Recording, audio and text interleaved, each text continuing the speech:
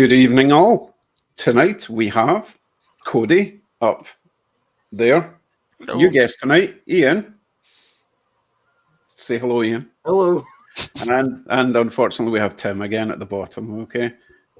Good eye. Right. Tonight, obviously, I want to talk about track, namely what I'm going to put over there, and also whatever you guys are up to as well with your track. But Can you keep it over that angle so that we don't have to put up with that funny? so I can't hear you, Tim. I can't hear you. See, this is what I got to put up with all the time. No, seriously, your mic is actually quite a low volume. It is low. All right, I'll fix that for you. No, I'd rather you turn the mic up and talk quieter. That would be better for our ears, right?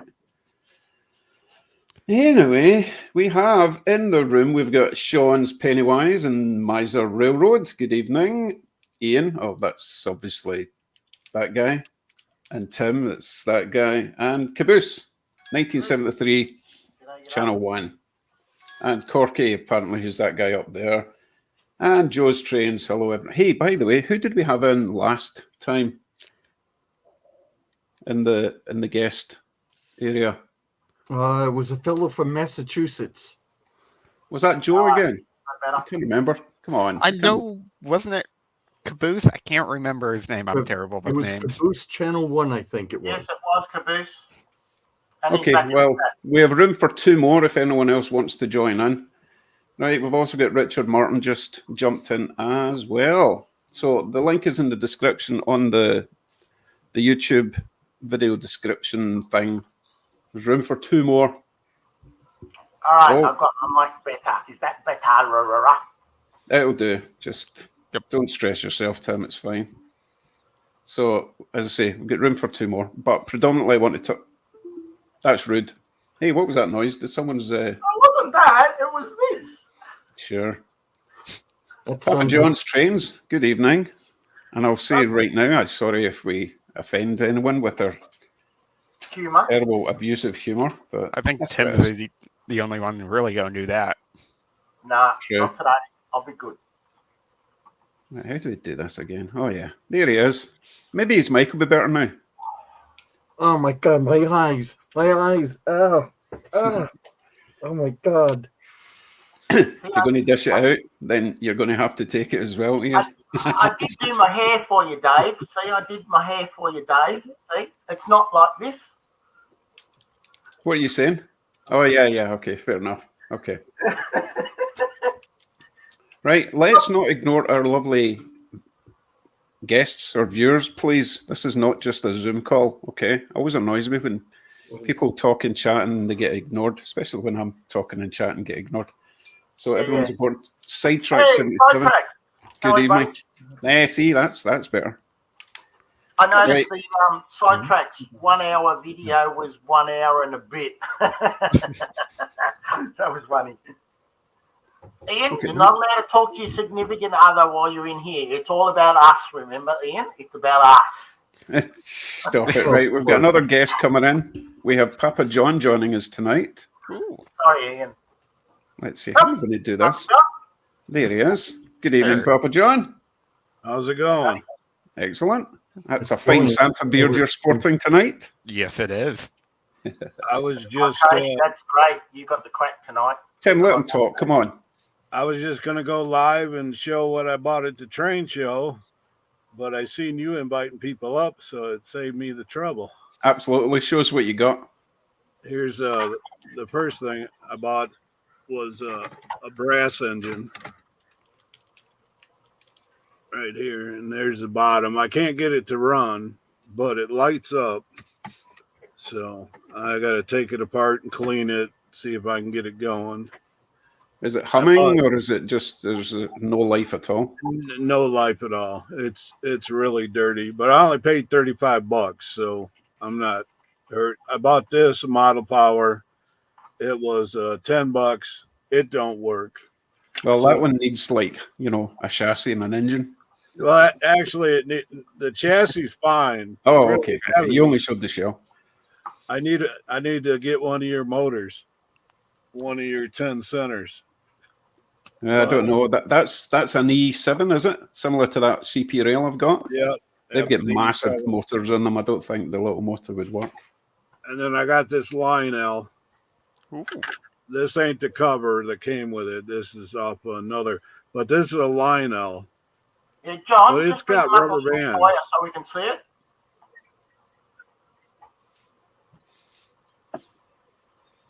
I gotta. Oh, it's a realize band that- drive. Yeah, there. That's Thank what I you. was thinking. It was band drive. Yeah, it's so old. It's got band drive. It runs, but it jams up. Well, And that's- look at these light bulb sockets. These are the light bulb sockets. I've never seen light bulbs like that. I have They're not like either.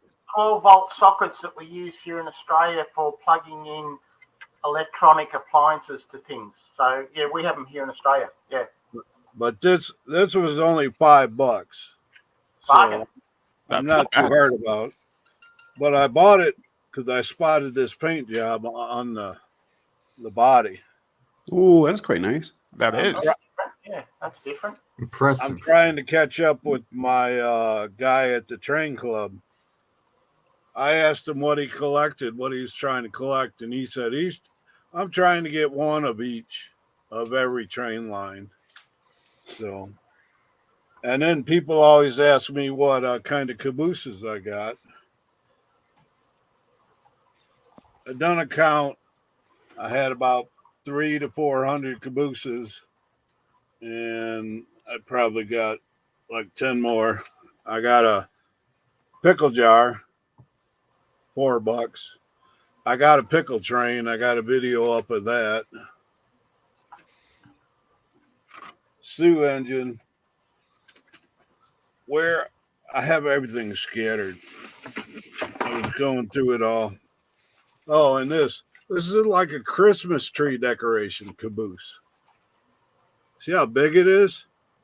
But the top wow. is like the bottom's metal, but this is like not a regular train. I don't know. But that's like a decoration. Could you do me a favor? Bring This that caboose back up for a sec, will you? The last one. Okay, that one was free. I want I to ask gave a it to- question. So I've asked a question about this before. Hold it up a bit. Right. See those yellow handrails, the curved ones? Yeah. What are they for? Because the stairs are miles away from them. So why do they go away around in a curve like that? Okay. The curved handles, I was told, are because when the train's moving, so you can grab it and pull yourself up on the car. Okay, excellent. See, my dad was a brakeman. He never told me that, but that's what I heard. That makes sense. Okay, so it's for pulling yourself up, but not Yeah, pulling when the yourself train's off. I moving. get it. Okay, good. And this is the one I'm most happy about. My dad worked for New York Central, and my grandpa too. But this is a Lionel, so I'm collecting Lionel HO, and I've never seen this color. It looks black in the light, but it's really a dark green. And see, if you have a look, it's got that little line accentuated, but it's not painted. Where we just talking, Dave, about that yellow handrail. Yeah, the handle's there on that one. This one's got it too. Same Oh, handle. that's good to know. Yeah, that makes sense. I had no idea because I've got a really nice Chesney system caboose, and it's got that, and I was like, what's that for? And then I bought this because it's New York Central, but it's pretty old. See, it's got a metal bottom, like the pot metal, and then it's got the springs and the wheels. So that's probably like at least 60s, if not 50s. I got one of them. And then this caboose, I got plenty of these, but I bought this one. You can see them little dots here. They're made to look like lamps. Yep. And then they I got like that one.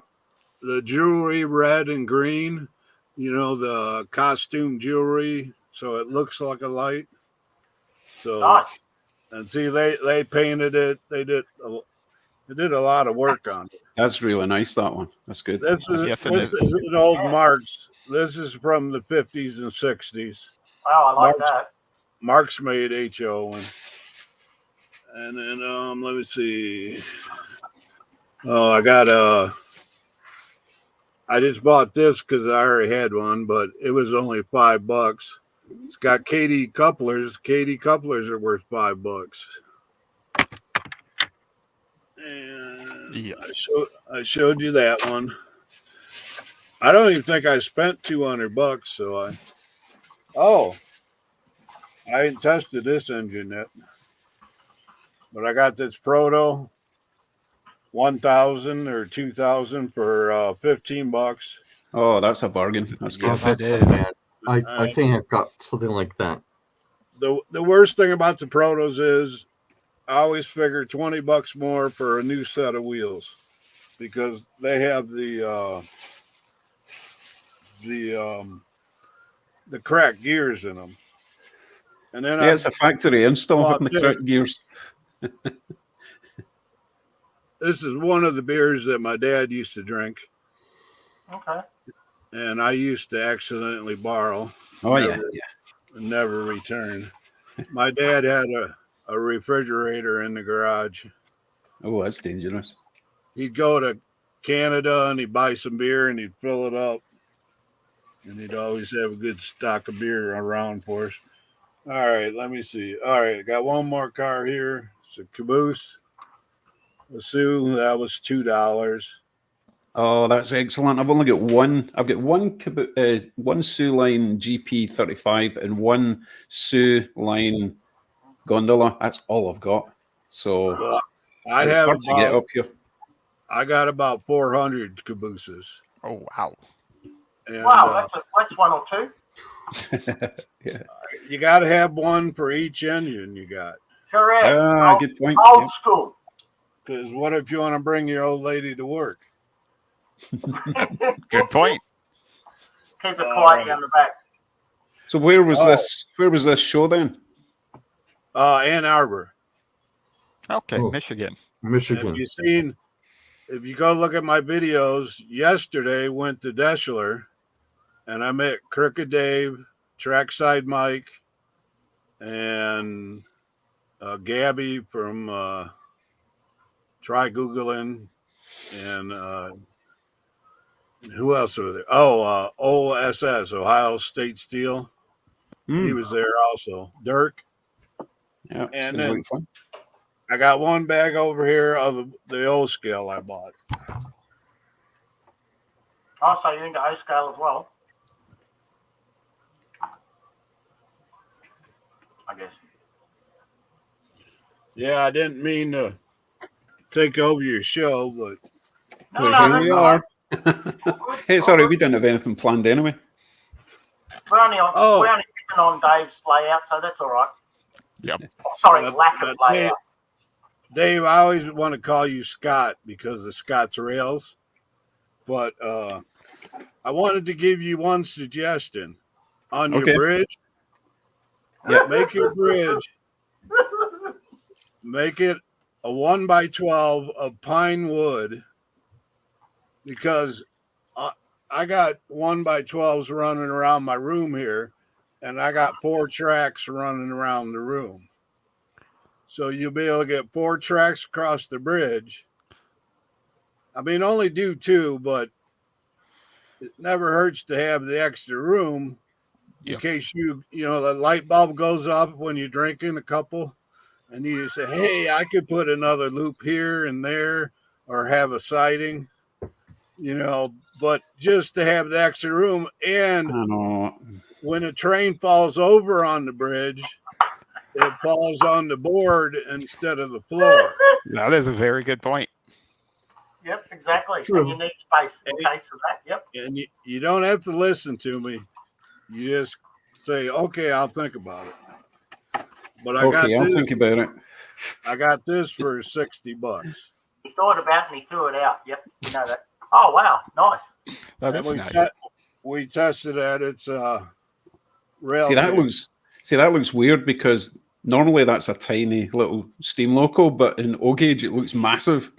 That's very Yeah, cool. and it's so big, and I tested it out at the show, so I know it works. But yeah, it's heavy, and it's just beautiful.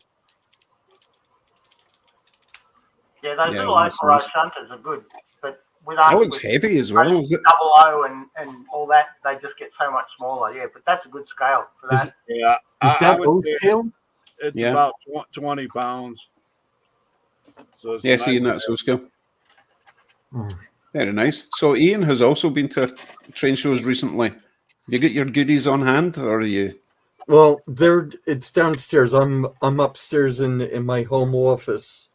There was a train show today, but I had to work, so I was like, Sunday night, right? I gotta wait until next month. But the last train show I attended last week. Yeah, I picked up a couple of things. I picked up an Athearn GP38 undecorated. Has all the details. So I just got to service it and decide on a paint scheme for it. I already have a couple of ideas rummaging around my mind, and then put the stanchions on it. And growing up, I've always been afraid of this, putting these stanchions on the handrails because it's like some of them come pre-bent, others Yeah. are like you got to do it yourself, and I'm like, I don't have the patience for this. But Right. It's something I'll need to get round to doing at some point.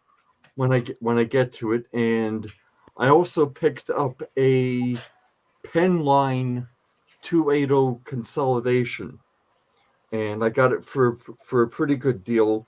It is going to be the feature of a future video on my channel. I got the new camera the other day, so I already connected that, tested it with my computer. So I'm aching to use that, but of course, my responsibility to my job and my responsibility to domestic matters have to take precedence. But yeah, I'm aching to work on that pen line because because it almost looks like one of the older Mantua Tycho steam locomotives, and I have a few of those Mantua Tychos, and if you service them properly, they will pull and they will run. And Yeah. Penline's about 1950s. They're really old.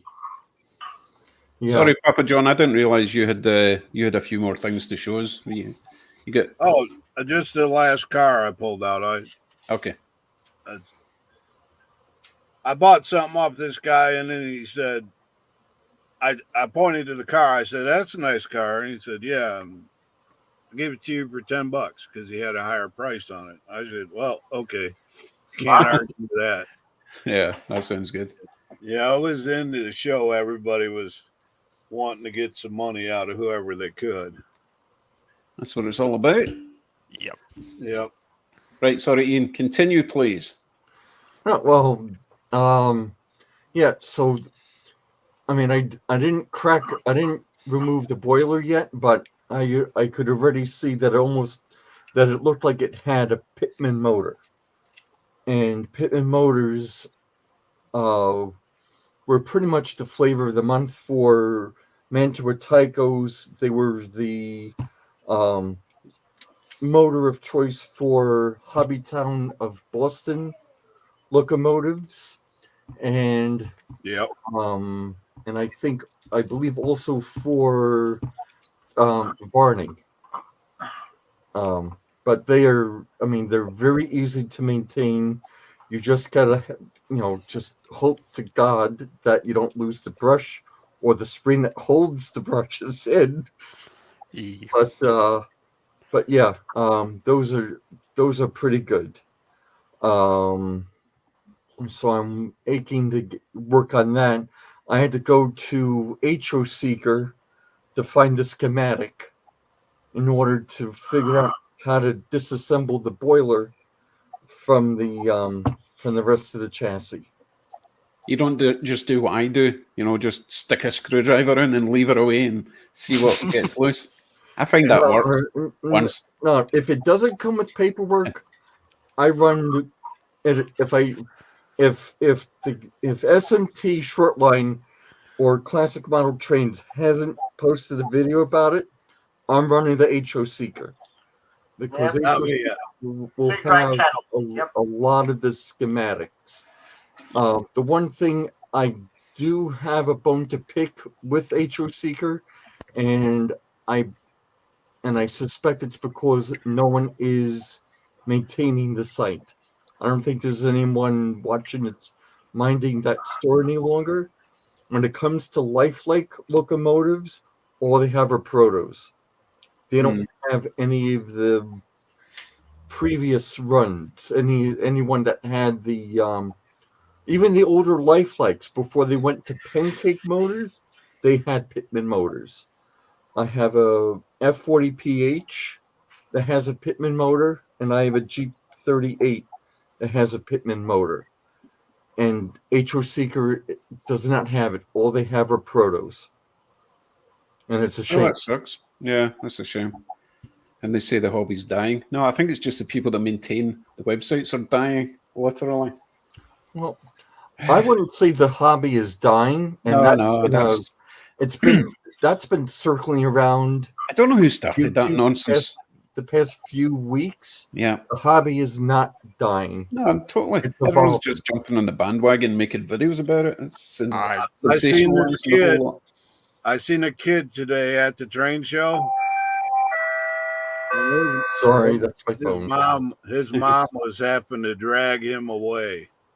He was so mad. So we got one fan at least today.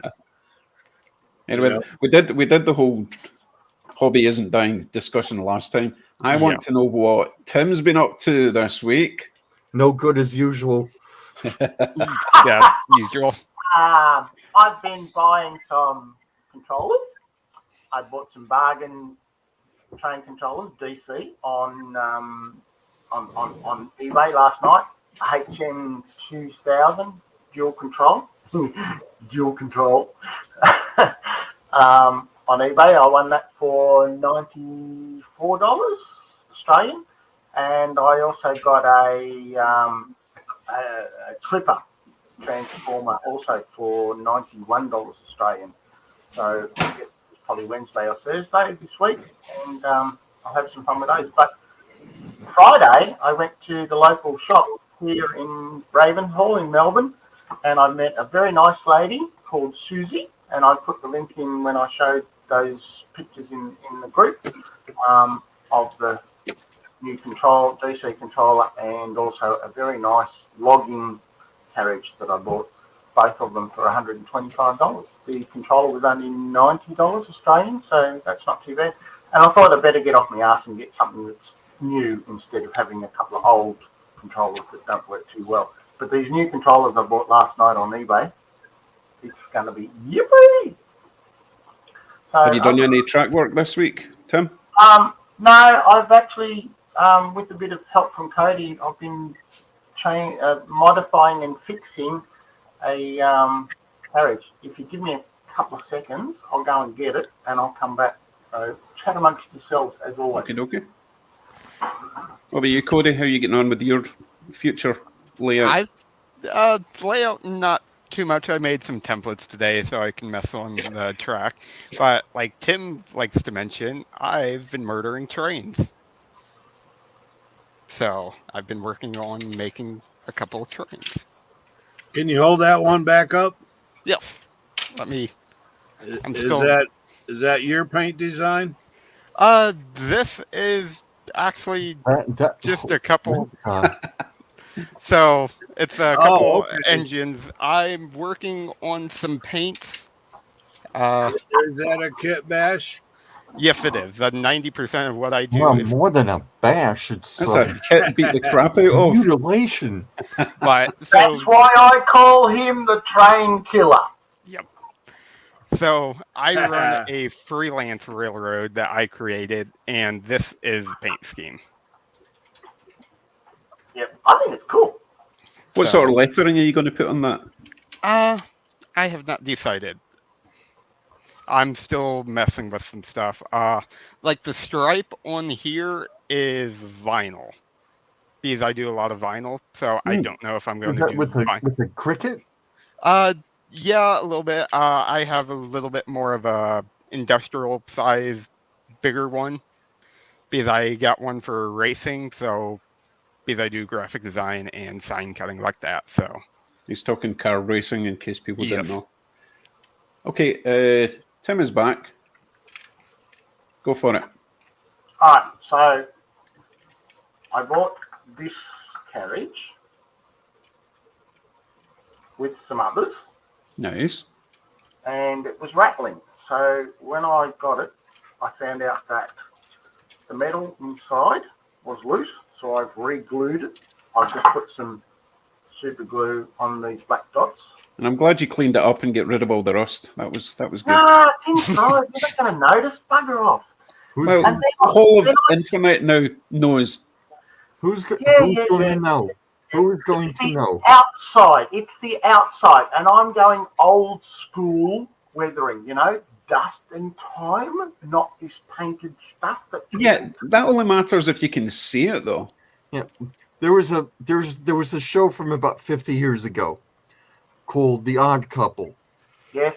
Tony Randall and Jack Klugman. Yep. So there was an episode where Felix believed that there was a ghost haunting the apartment. Oh, yeah. So Yeah. a picture fell off the wall and a patch of paint fell off. So that was the pre-credits scene. So Yeah, I remember. after they did the opening, so the superintendent is painting the wall, but it's darker shade of paint. And he said, and Felix is Yep. telling the super, paint doesn't match. Ah, Well, who's going to know? that's right. Well, I'll know. And everybody Don't stands tell anybody. their own. So, yeah. Yep, I agree.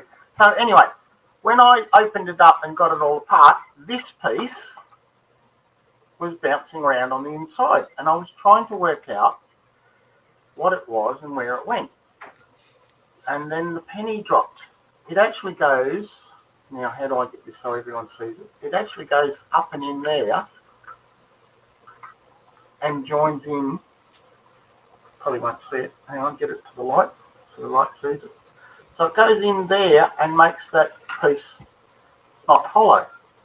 So the last couple of days I've been making myself a cardboard one. You know what? I saw the picture and I was like, what on earth have you made? But yeah, that makes sense now. That's Okay. it. So, but the problem I've got now is with cardboard, you've got the zigzag between the cardboard. The perforation. And I've been trying to work out what I do. So I don't have any super glue gel to put in it. I've only got normal super glue liquid. And the problem is I'm having to layer and layer and layer, layer. Because I've been discussing with Cody, and I think I've used just a normal black texture, and I've coloured just an offcut, and it looks black and it looks good. So I'm thinking instead of spray painting it and doing all that sort of stuff, because it's going to be that angle on the inside of the body, you're only going to see that bit of it, but not much. So I think just a black texture will do good. So those angles, are those angles supposed to guide the material down a shape? No, they're only supports. They're only that's supports. Right, it's the underside. Metal as it bends in the. Oh, it's the underside, right? Okay. I ran into a similar incident with I ran into a similar incident with a car like that. I mean, fortunately, all the parts were there, so I just managed to super glue it. But Tim, do you have any? I mean, are you able to get your hands on some styrene plastic to fabricate the same? I don't. I've got plenty of balsa in the garage because I used to run a model boat business, so I've got plenty of balsa. I've got plenty of metal. But I just thought, and I was talking to Cody about this what an hour ago, give or take half an hour, yeah. Yep. And I said, well, maybe I'll use this as a template and then get some balsa from the shed or even some 2mm ply that I've got or 3mm ply because I've got all of that for model building because I used to build remote control model scale sailing boats.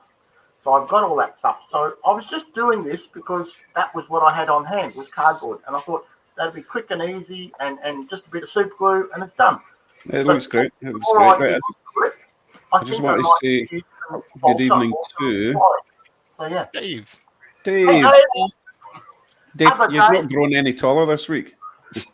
Oh, damn lousy computer. yeah, he still likes his camera up here.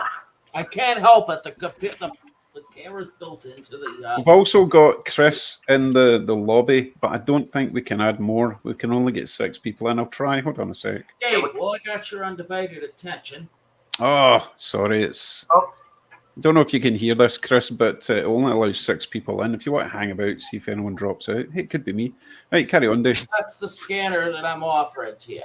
Oh, I never got back to you on that. Just been too busy wrecking my Don't track. worry about it. I've been watching your videos. That layout's coming along very nicely. Yeah, that looks awesome.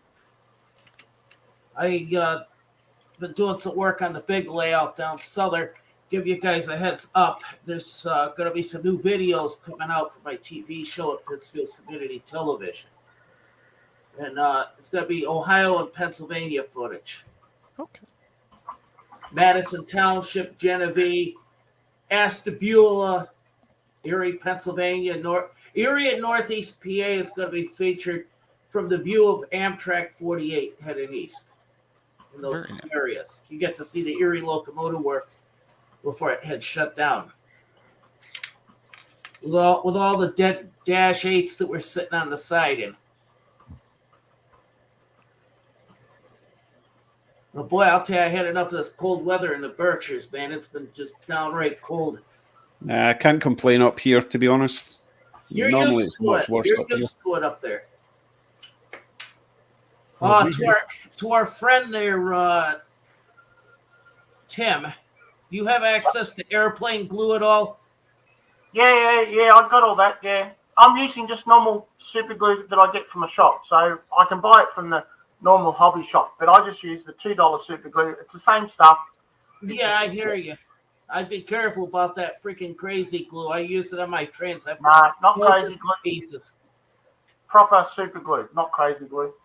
Oh, well, close enough in my Yep. book. Yeah, I know what you mean. I've been Right. building remote control sailboats and scratch building remote control sailboats since I was about 10 or 12.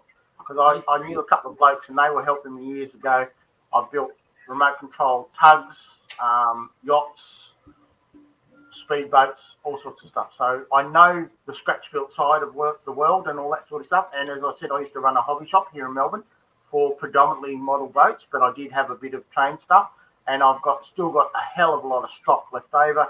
And what I can use where I need to, when I need to, I will from time to time use that.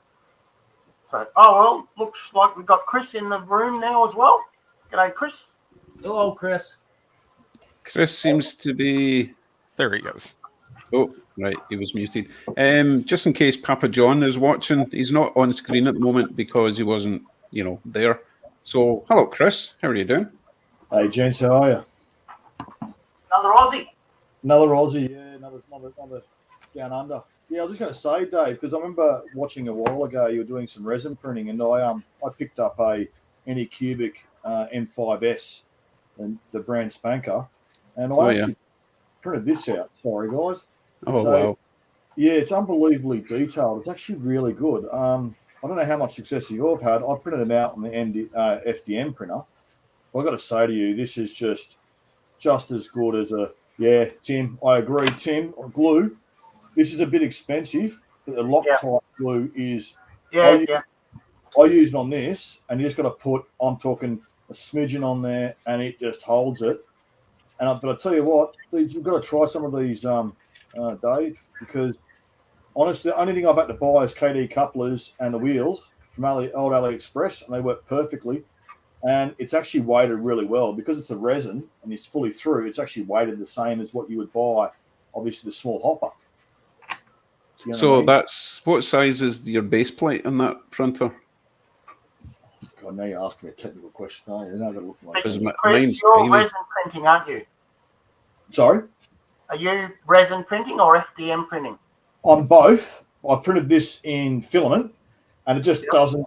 It has that layer lines. I've got a Adventure 4, but in resin, I've got the newest resin one. This took me to print all these, print four or five of these. Took me about an hour and a half. Yeah. I like the resin stuff, but from what I've seen, also there's so much wastage in the supports when you've got to build them and not everybody's cutting off that support structure. I get the resin because it's beautiful, as in the quality of the model when you finish with it. I've only bought a FDM printer 16 months ago, and it's great for what I need, a coat of filler primer under it and whatever, all that sort of stuff, and I'm ready to go, because I'm still only early days in that sort of stuff. But even when you watch Jason Woods with his escarpment and all that stuff, with what he does and with a resin printer, it's just like, yeah, wow. I'd love one, but can't afford one. The resin printer is, I remember Dave, you were originally doing a lot of those, but the resin printers, it's just the fact that the detail on this is 12K. Like, if you look at this, and when you look at all the prototypes, all the manufacturers, I model on, you name it. I model on Australian, I model on American, North American, everywhere. And I've got, tons of them, but just the quality that comes out of these now is just 12K. You just can't beat it.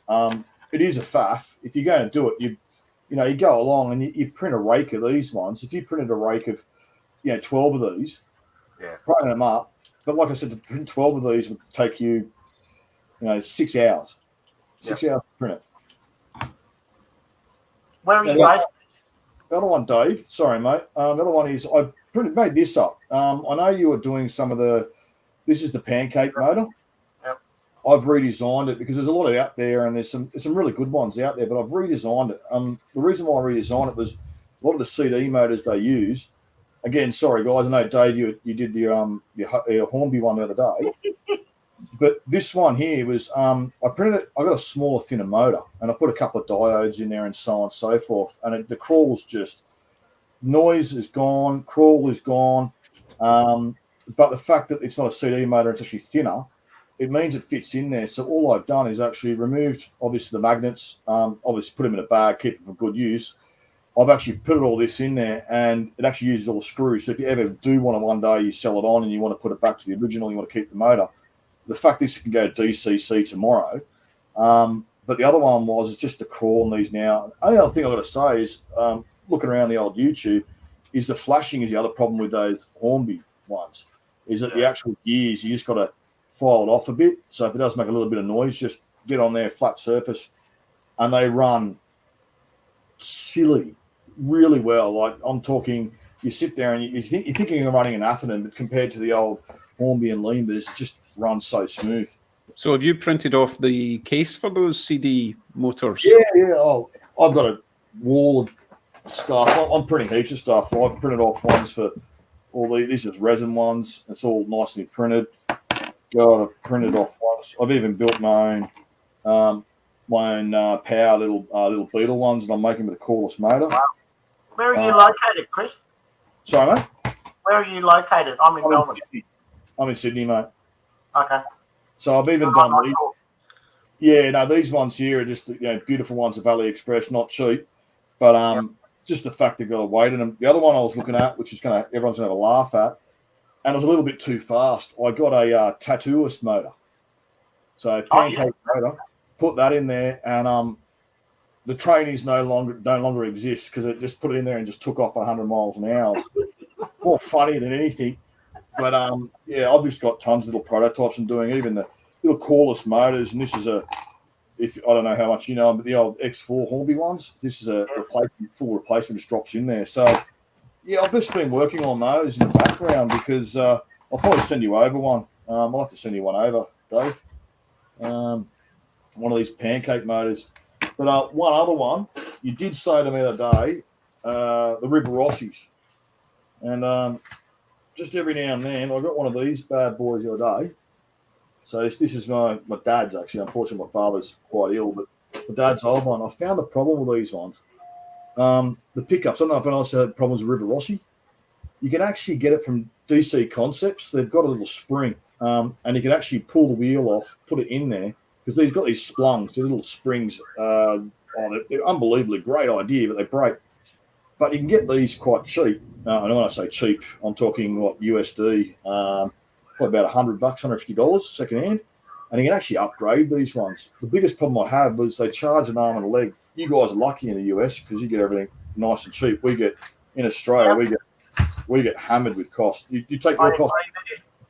Yeah, you take your cost in America, nearly triple it, and then probably whack about $30 delivery. That's how much we pay down Oz.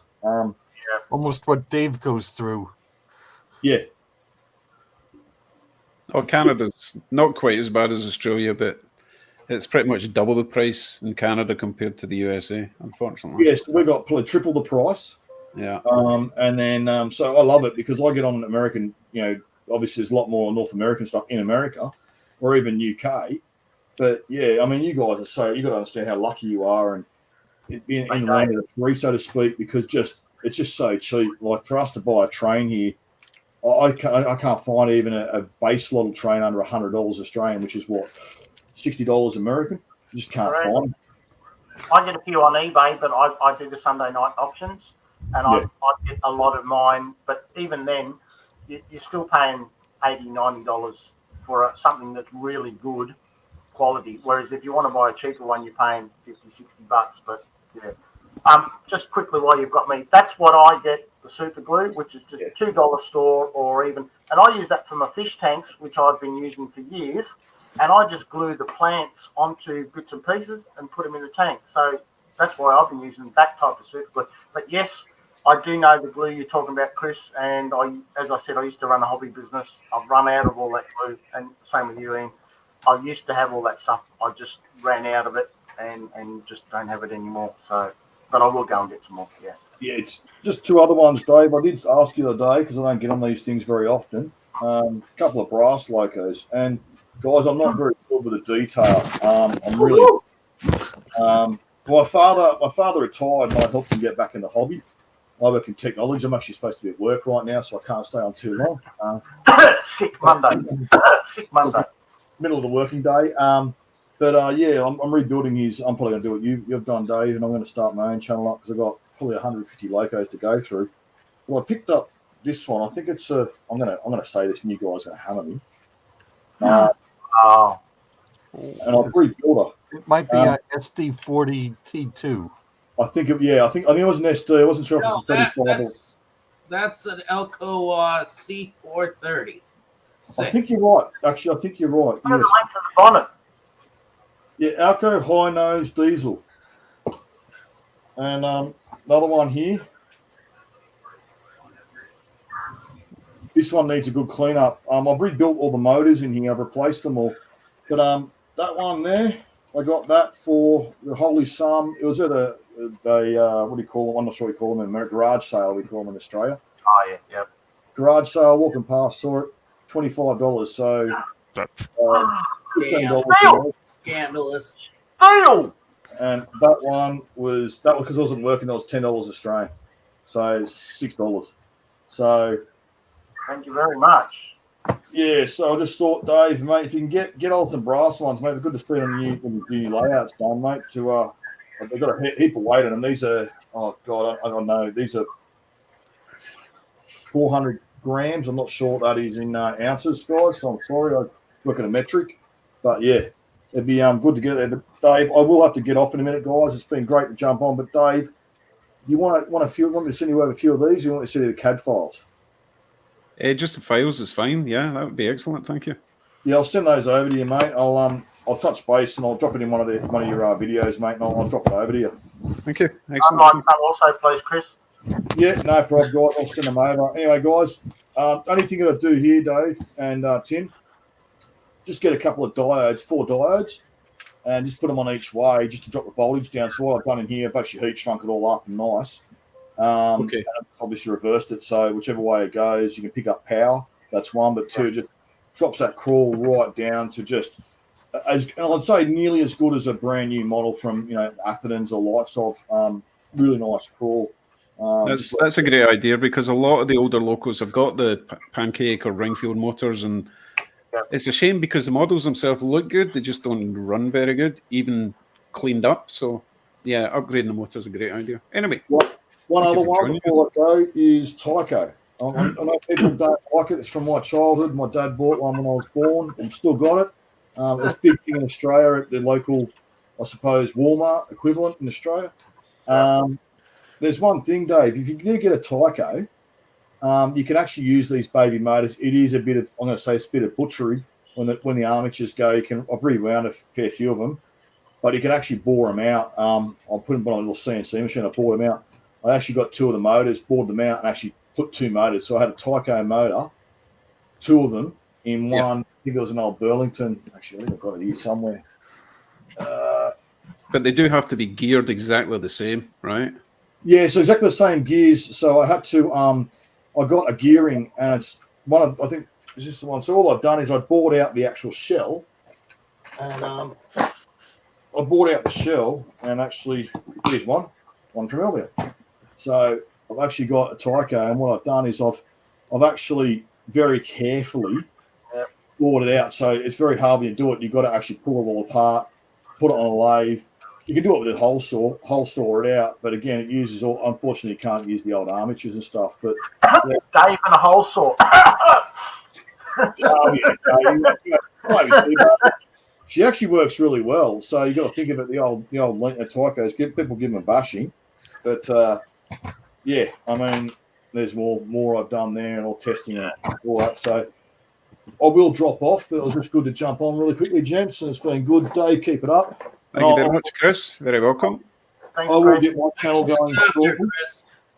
I'll get my channel going shortly, guys, just between work and babies and stuff. I just haven't had time, unfortunately. So, yeah, once I get it going, but I'll get a bit of correspondence going with you, Dave, just to get some stuff out of you. Excellent. Thank you. Thanks, you. Jeff. Right. Bye. See, us Aussies know a bit, you see. Right, before I'm going to go back to Dave Caboose in a second, but first, a bit of a preview of tomorrow's A video. box of bits on posters. Goodies. Spending. I got stuff. I got lots of stuff. Oh, Dave's been spending. Wow. This all came in one box. Do we get to know the price tag And for all of it's that? now Monday. This is absolutely incredible. So that's going to be tomorrow's mail call. Right, back to Dave Caboose because he was in the middle of something and I cut him off very rude-like. Don't worry about it. Hey, what do you guys think of this hat? The railroad that made Pan Am even a bigger disaster.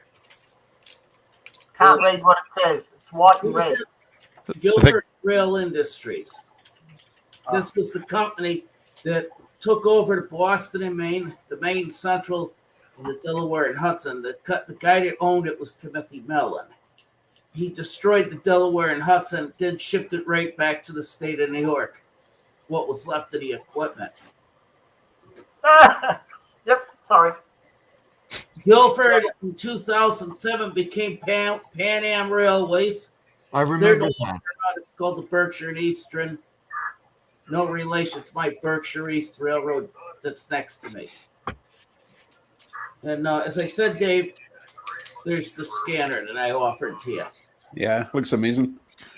Hopefully the weather will be a wee bit better in a couple of weeks. I can get outside. It's just been miserable out there. So cold. But hey. Hey, you got to talk to wife and making a day trip down here. I'll make it worth your while. I'll invite you guys for dinner, and you can see my layout. I'll even let you run it. Ooh. Is there an offer I can't refuse? He's even got the accent for it. Hey, you can take all the video you want. You can put it on your YouTube channel if you like. How's that for the offer? Sounds awesome. Thank you. I'll talk to my wife, but she's really unsociable. What is this? Hold on, Papa John. Hey, that's coming home with me. That the German hydraulic. I got a batch of them in Southern Pacific. Yeah, see, when you had that one, and I said that, I got the yellow one, you got too, but this is my shelf here. I just put up of all River Aussies. That's a proto on top. But these are all Riverossies. And here in America, I get those about $20. So there's like 500 worth of engines just on that shelf. $20, I wish. I would be reinforcing that shelf. Yeah. That looks dodgy. Looks like another brick that he's River using Rossies for for there, $10 move it a across. Well, that's the 1x12 I was telling you make your bridge out of. That holds a lot of weight. And it, Don't worry. James has offered me some wood. Yeah, James has offered me a 1x12, section of plywood. Quick comment before we go. Before I go, but this giant box of amazing stuff was gifted to me by Steve David in the comments. Please say thank you because Wow. tomorrow you're going to be blown away by what's in here. It's amazing. Love looking at this. What, did you lose my address? That was a joke. Oh. And also Maximus is in the chat. Maximus is the guy that asked me to have a look at all those broken trains. So he's coming to pick them up tomorrow, hopefully. By the way, remember it's Family Day in Canada tomorrow. Oh, also, James, if you're still here, not sure if I'll be around tomorrow because, Family Day and, family. But we'll see. If it's early enough, then I'll probably make it round. Right, sorry, back to who was a So does a train class as family, Dave? They're all family to me, right? Right. No, unfortunately I'm going to have to not do the train stuff tomorrow, so I'll probably be up all night doing a video. I need to make all my Cork road bed. Anyway, that was a main thank you to Steve. But you'll see tomorrow. We'll see if it's worthy of the thank you, but I think you'll find it is more than here worthy. in Australia, we get about 300 mil square sheets of it at the hardware, which we call Bunnings, where you call Walmart or whatever you call it. We get 300 mil squares, and they predominantly use it for laying on floors. So that's what we use here in Australia, and you buy them in a box of 10 or 20 and just use that sort of stuff. But I'm not going to lay cork myself personally. I'm going to use that underlay that I showed the other week. Right, I'm just finding a link for Steve's webpage because I think it's worth everyone having a look. It's so uncomfortable looking at myself on the screen, I tell you. Well, we'll put someone else up that's even less happy about being on camera. Another train killer. Yes, very much. Also, I can't find it. There it is. There's a different one. Still got to clear coat it though. Looks better already. Excellent job. Just a bit. What sort of paint are you using then? And what sort of primer do you put on first? I'm messing with primers. I still have to figure that out. And this is all like 50-cent acrylic craft paint. So I was actually surprised with it. It turns out really good. I just got to clear coat them so they're chalk-like feeling. But yeah, I water it down a ton and then airbrush it. How many coats do you need with the airbrush then? I want to say them are 3, maybe 4. Yeah, I need a better airbrush. I would need like 20 coats. It's just rubbish. I mean, it's okay. It's a good starter kit. It was cheap. But if I'm going to do it more, I need to get something. I have yet to open up my airbrush kit. I mean, I'm still hand brushing. So, I mean, you got to, of course, water it down a little bit with airbrush thinner and then apply the coats. But sometimes I just have no patience. I'm like, come on, let's go already. But I've never used an airbrush. All of my models over the years, I've all just done with a paintbrush. So airbrushing to me is like, wow, it's just total new world. Yeah. It's like fancy spray painting. Oh, yeah. I get the purpose of it and all that sort of stuff, but I'm just pretty much old school. I learned that way and I've been doing it ever since. So, yeah. Hey, if you What guys, type of brush do you use? All different types depending on what I'm painting. I mean, do you use any Taclon brushes?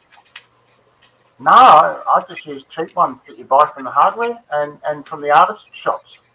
Hang on, I've got some here. Hang on. Hold on. Dave was wanting to say something while Tim's away.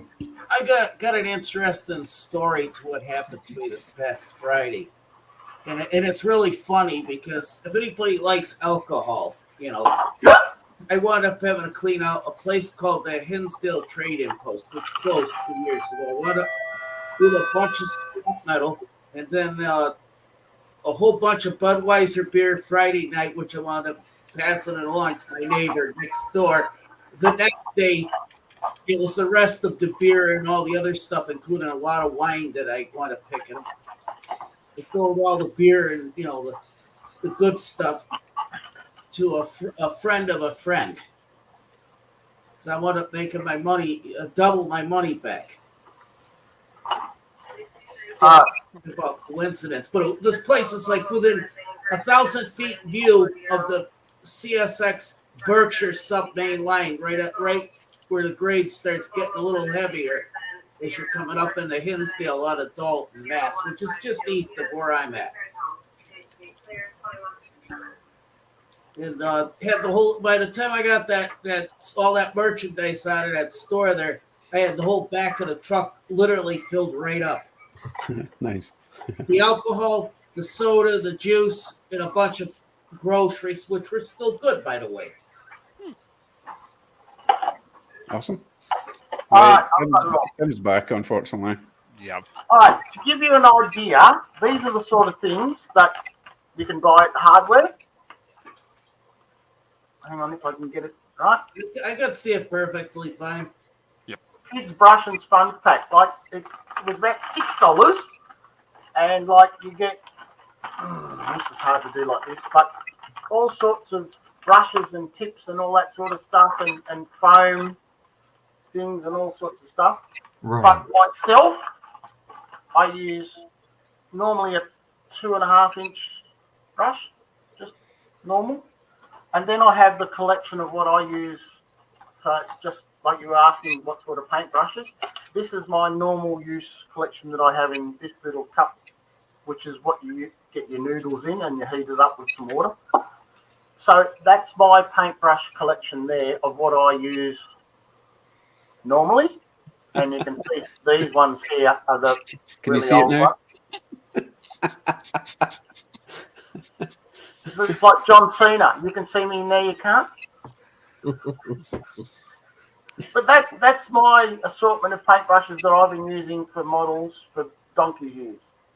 So yeah, and like that paintbrush is still got a bit of green in it from the paint and stuff, but that's the biggest I use, which is a 3/4 inch. So that gives you an idea. But yeah, and then I use one of these for watering stuff down. It's just a little dripper that you buy. And that's what I used to water it down with a few drops of time and stuff. And then there's other stuff here I just found, my other glue that I use. That's the other brand. And Cody, look, gel that I was just looking for last night. Isn't it strange when you go to the painting section, you find the painting stuff plus the glue that you want? Yes. Yeah. Their duct tape actually make their the Gorilla tape there makes a good use for making roads in end skill, because on this railroad I can't give you a view of the I use painter's tape that we have here in Australia. You know, the painter's tape that you buy in whatever width you want, and then I cut it down. Instead of going to a hobby shop and buying Tamiya tape that costs you $6 or $7 or $10, I can buy a roll of tape for $2 and just cut it to the width I want, and I can have as much as I like. And that's what I was saying in some of my other videos.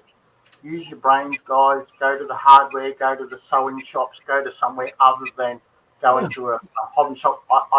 I totally get going to this hobby shop and keeping them running and supporting them. I do that also. But when you can get stuff a quarter of the price at somewhere else, go for it. See, that's a very valid point, right? I want to also keep the hobby stores in business, but why don't they get proactive and buy in all the cheap tools that we would They buy do. elsewhere? That's what they do, Dave. When I was running my shop, I used to buy it from the places wholesale and then Yeah. sell it to my shop a third of the price because I didn't have the makeup that the bigger shops had.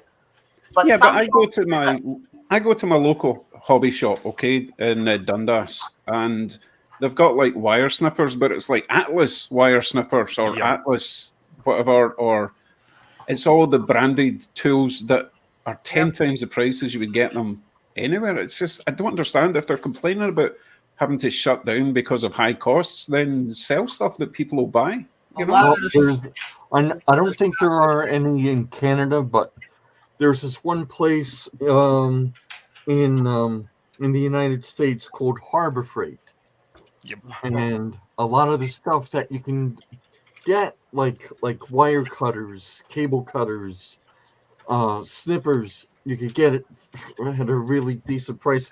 I call it the poor man's Sears Hardware. Yep. Which, I mean, Exactly yeah, the same thing. Yeah. you can't get any washers or dryers at Sears like you could at Sears Hardware, but if you needed something automotive, if you needed the power tool, and you Yeah. didn't want to pay the big box, the Home Depot or Lowe's prices, Harbor Freight is your way to go. And Harbor and I've Freight's gotten where I quite a get few my- things for inexpensive at Harbor Exactly. Freight. And that's what I was saying. I don't David, think you're there are right. any Harbor lights Freight there. up in Canada. Yeah, we have Princess Auto. It's Yep. exactly the same stuff as Harbor Freight, Right. but I'm only like 45 minutes from the border. I could probably an hour away to get to Harbor Freight for me, but then I have to pay fuel and then customs and nonsense. that's a Right, quick slap. question or a quick point to make. It was in the chat. Here we go. Right, so James, cheap hold on a tools are second. out, Sam, please. not always. So I've lost it again. Give me a second. The Scroll chat back. keeps scrolling away. Stop that. Use your mouse.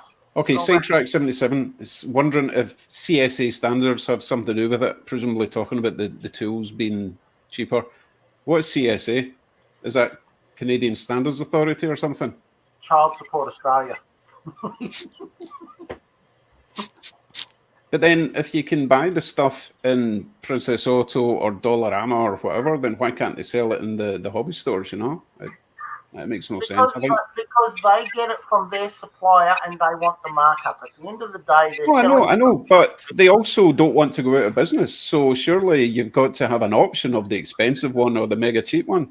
It just They makes don't sense. want you know? that. They want this hobby brand, and this hobby brand stocked on the shelf.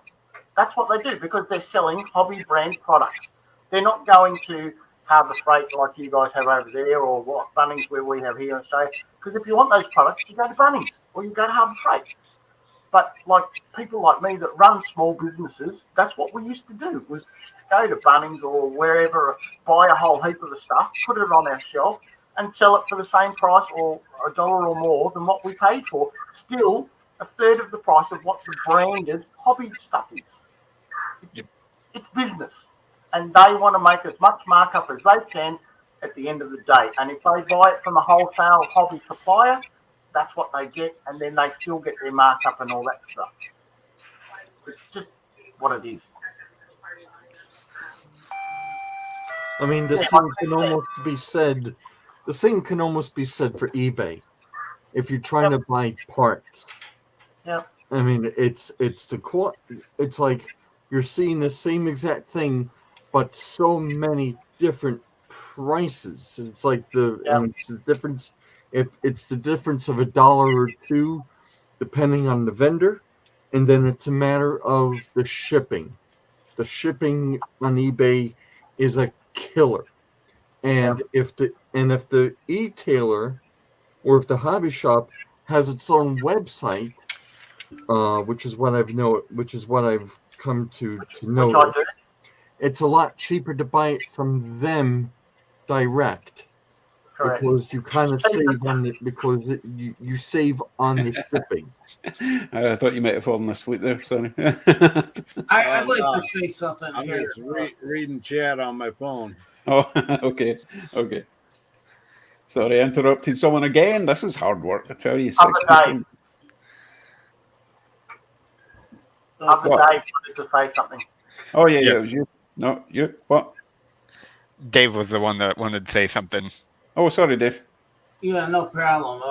Going back to this eBay thing, I have a friend of mine that's in town here, and I think even Mr. Farrell there knows who I'm talking about. Guy by the name of Joe Ryan. He used to have a train show at which is now the Holiday Inn, formerly known as the Crown Plaza and the Hilton. He wound up stopping that train show that he held at the Crown Plaza because of a lot of the dealers were going and selling stuff on eBay, and that's what is really killing the hobby shops, literally. No, it's not just eBay. It's not just eBay. It's Amazon. It's Oh, I Temu. fully agree about that. Amazon, they're just as bad. I'll be honest with you. I'd rather buy my stuff face to face with somebody than having to do business on eBay or Amazon or whatever those other fancy words are, to be honest with you. Yeah, but the part of the problem is that some people may live in what could be considered a hobby store desert, where there's not a hobby store to be found within a 25-mile radius. So what are you left to do? What are you left to do? You're left to buying your stuff online, whether it's eBay, Facebook Marketplace, an e-tailer, eBay, Amazon, Temu, AliExpress, and the occasional train show. But when it comes to the train shows, it depends on who's going to show up as a vendor. The train shows that I've only been able to go to, they don't sell the part. A lot of them just sell locomotives or rolling stock or transformers. They don't sell the parts that someone might need to get a locomotive running again, like a motor, like a gear worms, axles, motor mounts. So, what are you left to do? I mean, You make a valid point there, about that. But I'll tell you this much: I went to the Biggie trade show, back in the end of January. This one guy, I bought a couple engines from him and a box full of parts. Come to find out, it was a guts to an Athearn GP35, which I needed parts to fix one of mine that was sitting in the deadline. I found a frame to an Athearn 40-foot box car, which was a piece of luck, by the way, because they had a box car that had no frame. It had everything but the frame. And you know what I paid for that box of parts? A whole $1. Wow. A whole freaking $1. And that motorized gut was brand spanking new. I guess I bored Dave. He left the room to go get another coffee. well, I'll do you one better, Dave. I'll do you one better.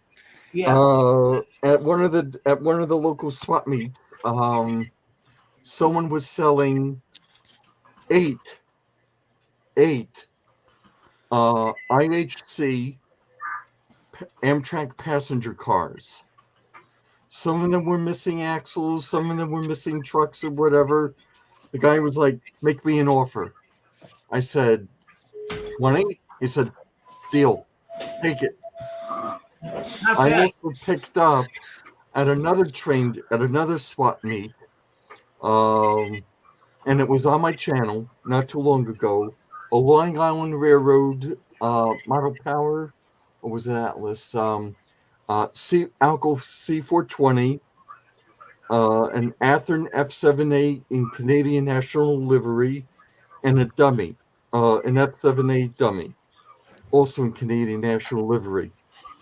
Those three locomotives, $10. Oh, wow.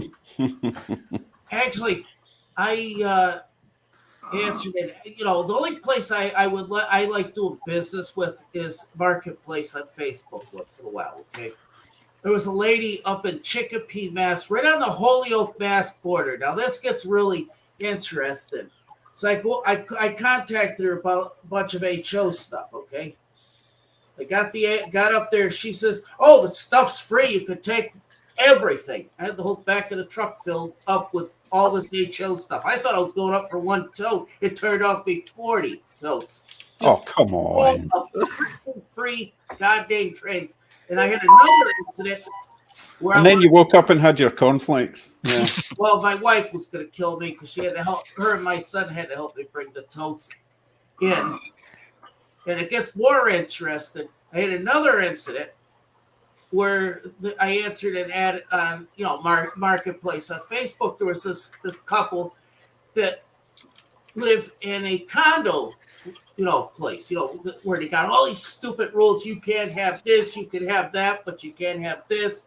And one of the rules they had, the guy couldn't have his model train set up. So he had this train table for free. Well, I'm thinking I'm going to get just the table. I get there, the table's out at the foot of the driveway, and 20 boxes of both HO and N-Skill equipment. Talking about freaking, and some of it was kits that weren't even built. Talking about another freebie, man. I love these. I love the free ones. Oh, yeah. It's the best price.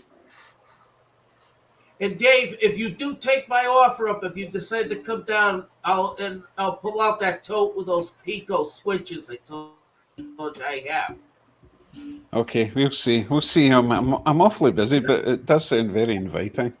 Right. Hey, look at it this way. Well, at least it'll be cheaper driving down than than me paying the shipping. Because when I shipped some stuff out to Ron Davis, their classic model trains, the first box I sent them, which was a bunch of American Flyers stuff, it was.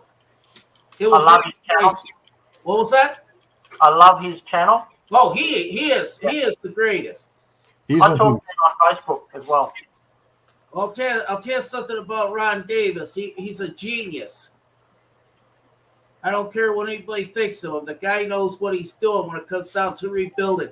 One of the items which I sent him was an American Flyer 293, the motorized guts. If you saw Trash the Treasure, I pulled that locomotive out of a recycling bin. Yeah, he's great. He knows his shit too. He's like SMP Harrison. They both have been in it for a long time. They know their shit, and they can tell you this is this model, that's that model, and then they pull it to bits, put it back together, and it works. And it's just like, yeah.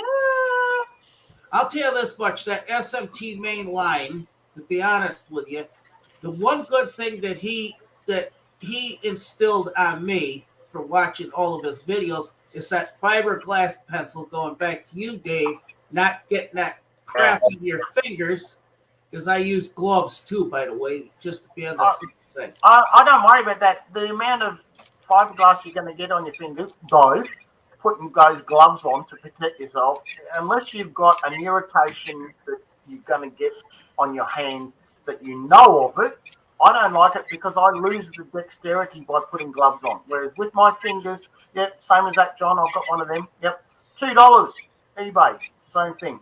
But yeah, and that's it. I don't like the gloves because I lose the dexterity. Whereas, okay, if you have some sort of allergy to it, yeah, I understand that. But nothing against you, Dave. Yeah. That's what I'm kind of, yeah. Oh, Don. Well, seriously, how weak do you have to be to lose dexterity in your hands by putting on rubber gloves? Just saying, Tim, you need to do more, hand exercises or something. I don't know. I could see it I've been now. a handyman for over 30 years, Dave, in business as a handyman, and I know what it's like to put gloves of some different type on and not be able to feel the things that you're trying to do. Oh, Okay. and by the way, this is the fiberglass pencil. I have 10 of them. This is one up to 10. This is the 10th one that stays up here with the N-Skill stuff. And I'll tell you, these things work like a charm. Yeah, I haven't seen that type, but I've got the same as like Papa John showed. Yeah.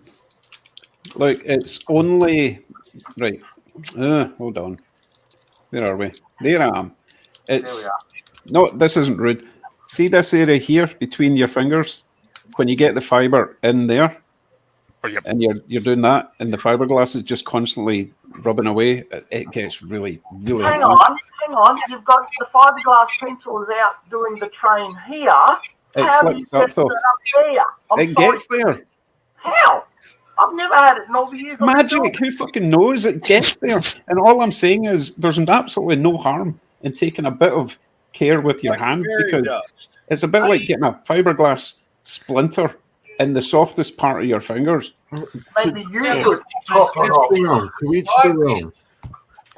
With racing, we dealt with fiberglass a lot, and I hated it. I'm allergic to it. So Yeah, if I you're had allergic to it, that's fair. Yeah. I had a job where I had to install fireplace doors, and they use fiberglass for the insulation. And I'd go home and I'd be itching all day Oh yeah, long. I agree.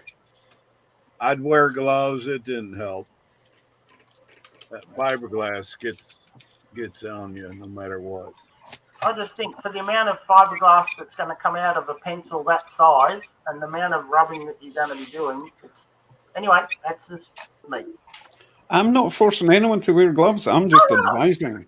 So That's I'm a just good saying, it's move. just, if Yeah. it doesn't irritate you, Tim, excellent. You can save money in gloves. But us Correct. softies here, we need the gloves. You know, Dave, going back to the fiberglass thing, that, I used to have that really popular hobbyist citizen band radio. I've had to put numerous fiberglass big sticks and antrons up on the roof after having one getting hit by lightning and a couple of them ripped down by wind. And I'll tell you something, that fiberglass on that, having that on my hands hurt like hell. Yeah, and it's annoying because you can't even see it. It's so tiny. No. But when you got it on your hands, it hurts. Oh, yeah. It's oh worse yeah, I agree. than having the 7-year itch, if you get my point. Yes. Yeah, and the police and fire are busy tonight down here. We got a couple drug overdoses. One of them 10 blocks from where I live.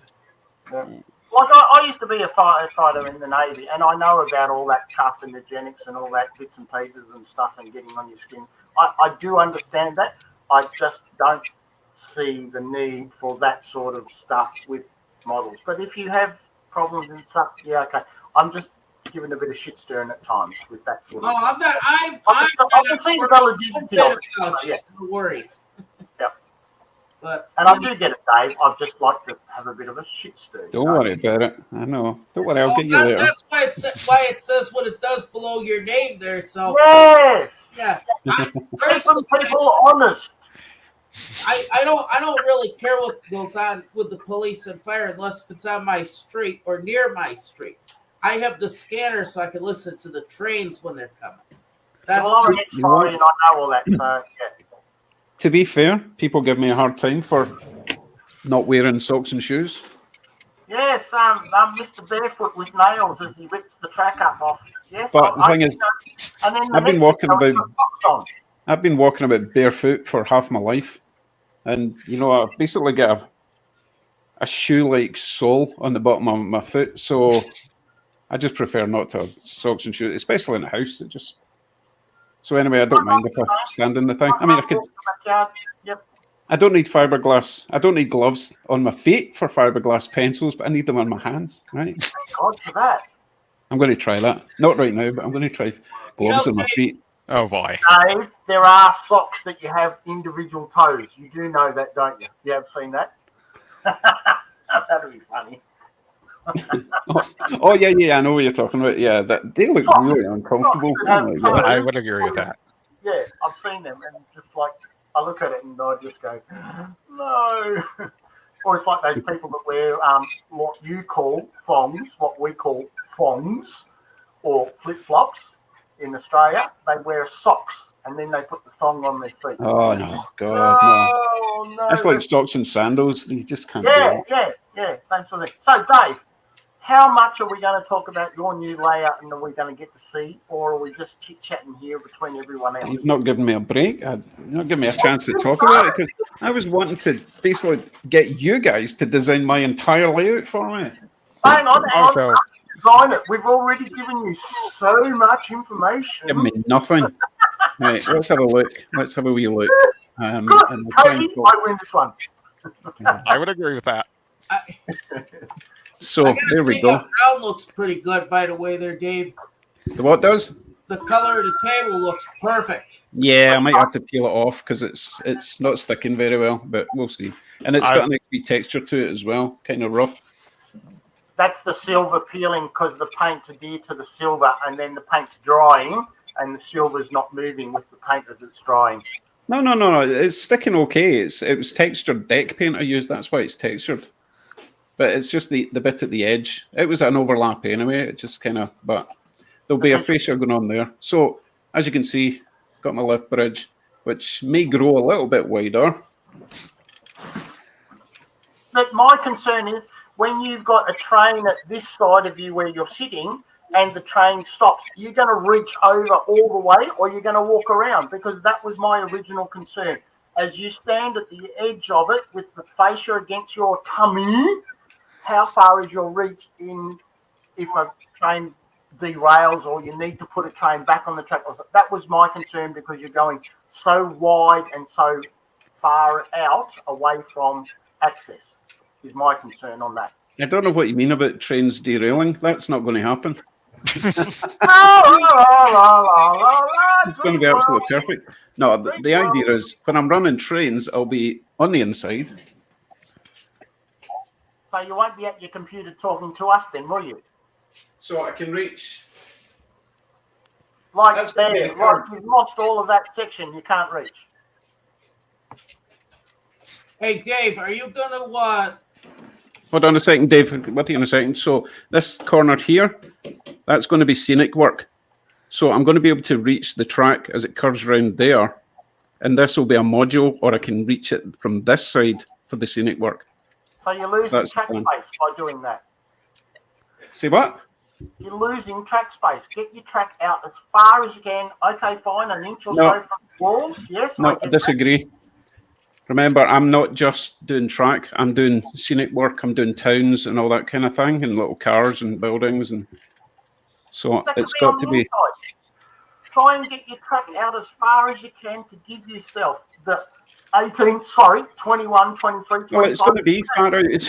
It's going to be near that wall there, but I'm going to use like a 26 to 30-inch radius. So because the radius is quite wide, it has to be further into the middle. So from about here to here, from about there to there, can be scenic stuff.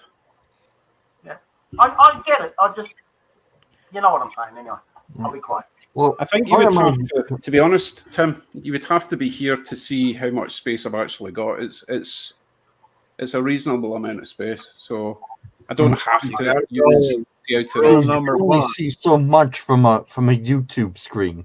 Yeah. But my concern is, and maybe I'm just narrow-minded or naive, I was watching the bridge construction video this morning, Yeah.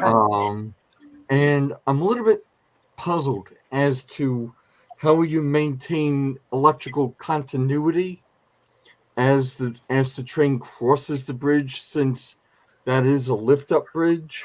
So That's how what I will you did before. maintain electrical Yeah, I know. connectivity? Okay, let me Maintain explain. it as the train crosses the bridge. Okay, so these brass ferrules or alignment dowels, as you saw, Table for tables. Yep. or trains, Yep. it doesn't Yeah, have to be for tables. great It's idea. very I table love heavy. So that's the section that's going to be implanted into the bridge. Sorry, not into the bridge, into the side of the layout. Okay. So there's going to be a wire soldered from there, a wee hole going through, and it will join onto the main line, just like any of the feeder, the dropper wires. Okay, so that's permanently attached to the resting point of the bridge. Okay. And the top side with the hole. Where are we? There. Okay. This is embedded into the bridge itself, and there'll be a wee wire connected from there that goes to the rail. So, wire going from there to the rail goes with the bridge. Wire going from this side into the bus feeder all the way around the track. So when it comes down, it makes a connection. It's not rocket surgery, honestly. That's the way it works. No electrical connection, electrical connection. And I'm going to have 4 of them. So 2 for each track, positive, negative, positive, negative. Yep. That makes sense? Yeah, I agree with that. Yeah. He still looks puzzled. No, I'm not puzzled. Are you okay with that? Now, the only tricky part is because I'm relying on 4 of these to make connection at the same time, they would have to be perfectly aligned, which isn't always going to happen. So if I can insert a little spring down that hole, maybe about halfway up, so that regardless of where this is, it's going to touch that spring. In turn, the spring's touching that side, and it's going to make the connection that way. The only thing I noticed when I looked at the link you sent for those, Dave, is they are gold plated. You might need to scratch it with a file or something to be able to solder it to them, because they are gold plated. It doesn't say whether they're made of aluminium or steel or something, so you might have to look into that side of it. I thought it said brass on them. In fact, I thought it said zinc something. Yeah, I did see it, but I did say it says it's gold plated. So yeah. Let's try a little experiment. Talk amongst yourselves. I am going to get a diode and a battery. Okay. Ooh, train stuff. Ooh. Hold on a sec. Talk amongst yourselves. Come on. So this is my carriage.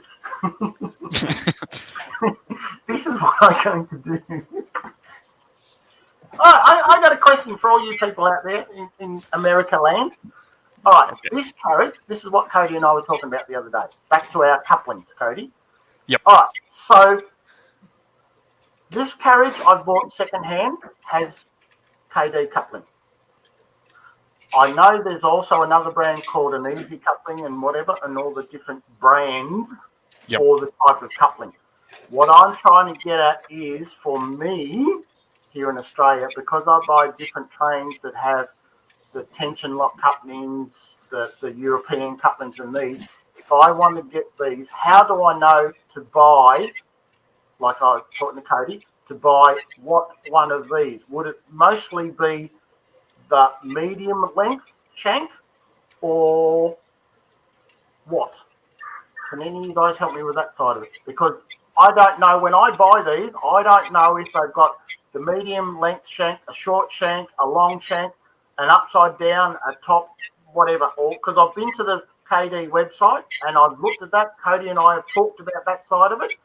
But I'm trying to work out, if I go to a shop here at the hobby shop or eBay and I say I want that number 148 or whatever, how do I know that's going to fit on the next model that I'm going to join it to when I'm retrofitting? Anybody help me with that, please?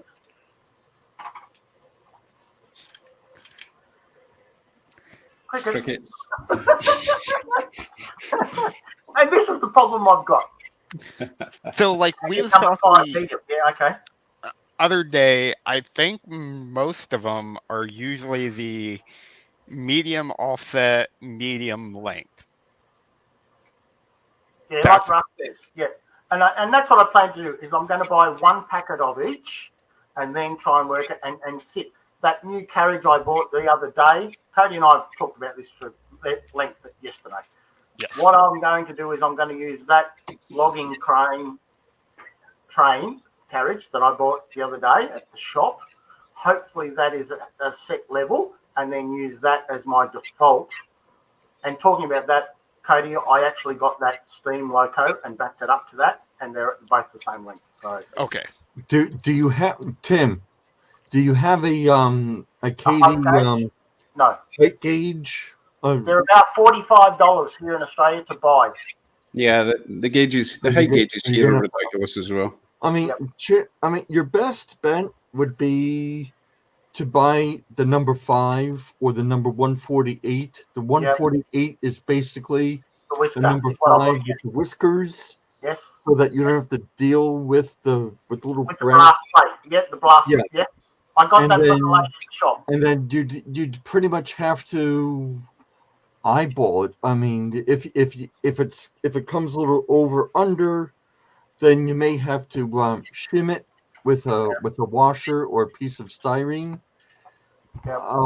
I mean, if considering the cost of getting hobby supplies in your neck of the woods, you just have to play it by ear. Unless if That's you kind of really what I was. spend that Australian money and spend that money to get the proper height gauge. I was But, also looking on Thingiverse and STL Finder and all that yesterday for a printable one that I can print on my printer, but there are only 2 or 3 that I could find, and they weren't quite up to what I wanted. So I'm either going to have to buy a proper metal one from a shop, which is, like I said, $45, or buy one from China and wait 6, 8, 10 weeks, which will save me about $10 or $15. See, I'm Or I thinking can print of. it. So yeah, Let's see. What I'm thinking of doing for that problem is make yourself just any random box car that you don't like and you'll never use, and set the coupler to the height that you know is correct, right? Compare it to every other one you've got and just fine tune that one, even if you have to butcher it a little bit to get the height, and then use that as your height gauge. that's kind of what Cody and I were working at. We said Right. get like that carriage that I bought the other day.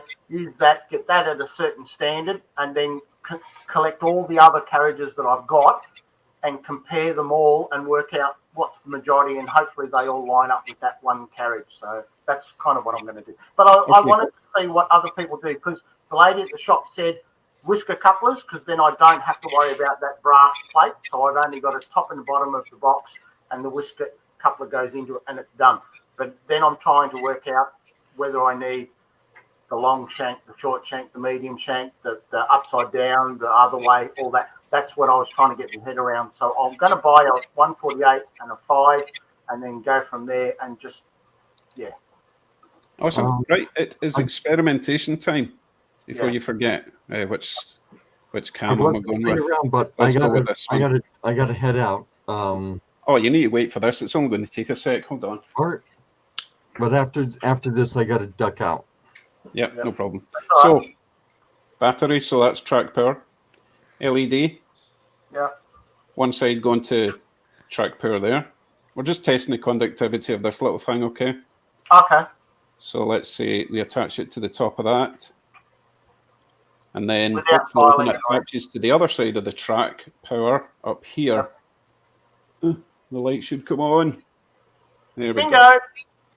So So- you don't have to file it, Very Sandra. nice. Yeah, That's good. that's fine. That's good. Excellent. Right, sorry. Someone was... Oh, All Ian. right. Sorry, Ian's All right. leaving us now. It's Thank you been very much for joining us, Ian. it's been a Have a good pleasure. night, Marion. I'd love to do this again. Have a good night, all. Yeah, fat chance. Bye. I'm joking. Anytime. Thanks, Ian. Take care. Take care. Cheers. Bye.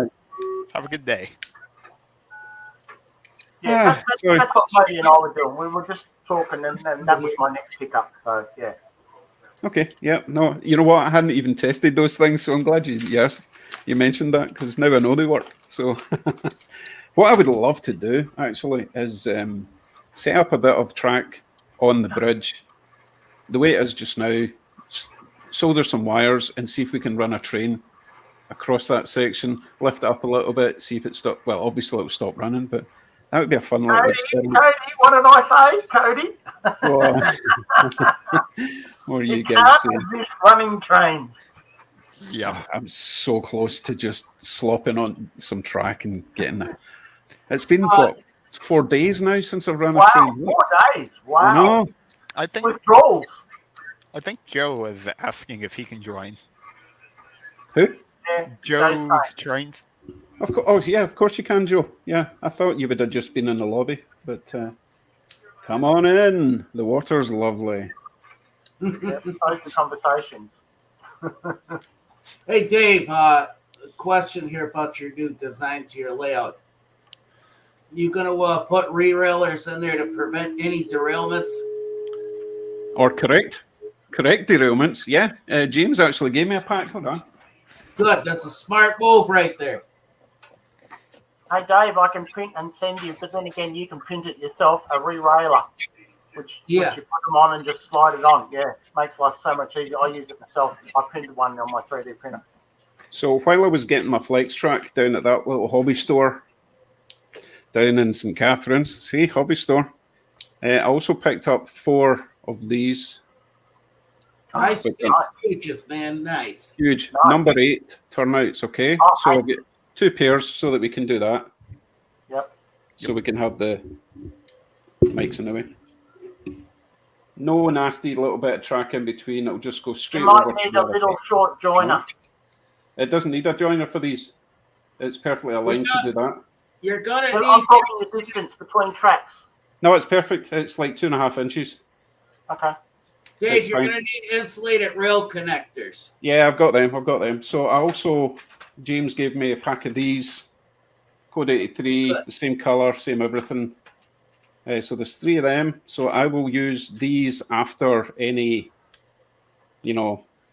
possible, because that's going to go across 2 sets of points to get to the other side. And then I'll put where are we? I'll put the re-railer after all the shenanigans. So 1 on each side when it does the crossover. So you got to put a tunnel on that railroad of yours. Yeah, I'll probably, instead of having an incline, I'll have mountains going over the track just to give it a bit of height. You know what? I'm not doing the inclines. Screw that. Just fed up with inclines. Sidetrack's comment. What? I agree with comment. I agree with that. Agree with what? I'm missing because Cody keeps talking over you. Sidetrack's comment. Have a look. Oh, there's a pressure switch for your bridge that kills track. Oh, yeah. Don't worry. Everyone's mentioned that. But 2 feet away because who was it? Was it Tim or was it Armand that mentioned? Those Rio Grande Proto 2000 PA1s I've got? They're just DC and they run on for, even when you cut the power, they run on for at least 1.5 feet. I mean, that's great, but. I actually have one of those PAs in New York Central. Nice. As soon as I cut the power, darn thing coasts for a good distance on the straightaway. Yeah. Well, that little green one that I showed you the other week, that's got gear cog motors on both front and back, and that runs on, once you turn it off, I'm all DC, once you turn that off, that goes at least 1 meter after you turn it off, at least. Ladies and gentlemen, Joe has entered the building. Hello, how's it going? And Joe. Joe's got to get a bit of... Let's give Joe some... There we go. Look at that, an actual layout in the background. Although Dave's got a layout in the background as well. Yeah, well, I got the birch trees right here. I love your layout, as you know. How's it going, everybody? Hey, Joe. I'm having fun tonight. What time is it where you are, Joe? 8:30. Well, 8:40. Close enough. Oh, you're way over to the west of me then. Just a little bit. Yeah, it's finally glad I could join one of these. Cool. Been trying to. As I said, I love your layout, man. It's just awesome. I agree. Yeah, it's looks worse in person. It's one of them 15 feet layouts. Looks better 15 feet away. And what you did, you finally showed me the layout the other week, because I was that guy, Jim, asking you all those questions about your layout, and then you sent the video with all that, and I thought, oh, okay, yeah, kind of like, oh, now the penny drops. So, yeah, thank you for that. Appreciate it. Yeah. Yeah, it's been a progress going on, I think 3 or 4 years now. Started with just a 4x8 sheet layout. Then moved into the garage. So where did you have it? A room in the house somewhere before? I lived in South Dakota. I'm in Utah now, but I had it in the basement in the house there, and just not enough room for anything else. Is your garage attached to your house, or is it away from the house? No, it's probably 50 feet from the house. So Oh, good. so you've got to heat that entire building. Ouch. Yeah, and I just got one little heater. That's great. not. I've got something like that. It's absolute garbage. Honestly, I got one of those. You know, the overhead heaters, the infrared things, which is pretty good if you're standing right underneath it, but it doesn't heat the area. It's a nightmare. You Yeah, need a and then, little camping fire or something to keep you warm. I've got a wood burning stove. It's just it was in the house and brought it in here. Just too much work. Wood burning Gotta get stove in a wooden permits. garage. No, that's a terrible idea. Oh my goodness. Yeah, bonfire. Oh yeah, that would keep you warm.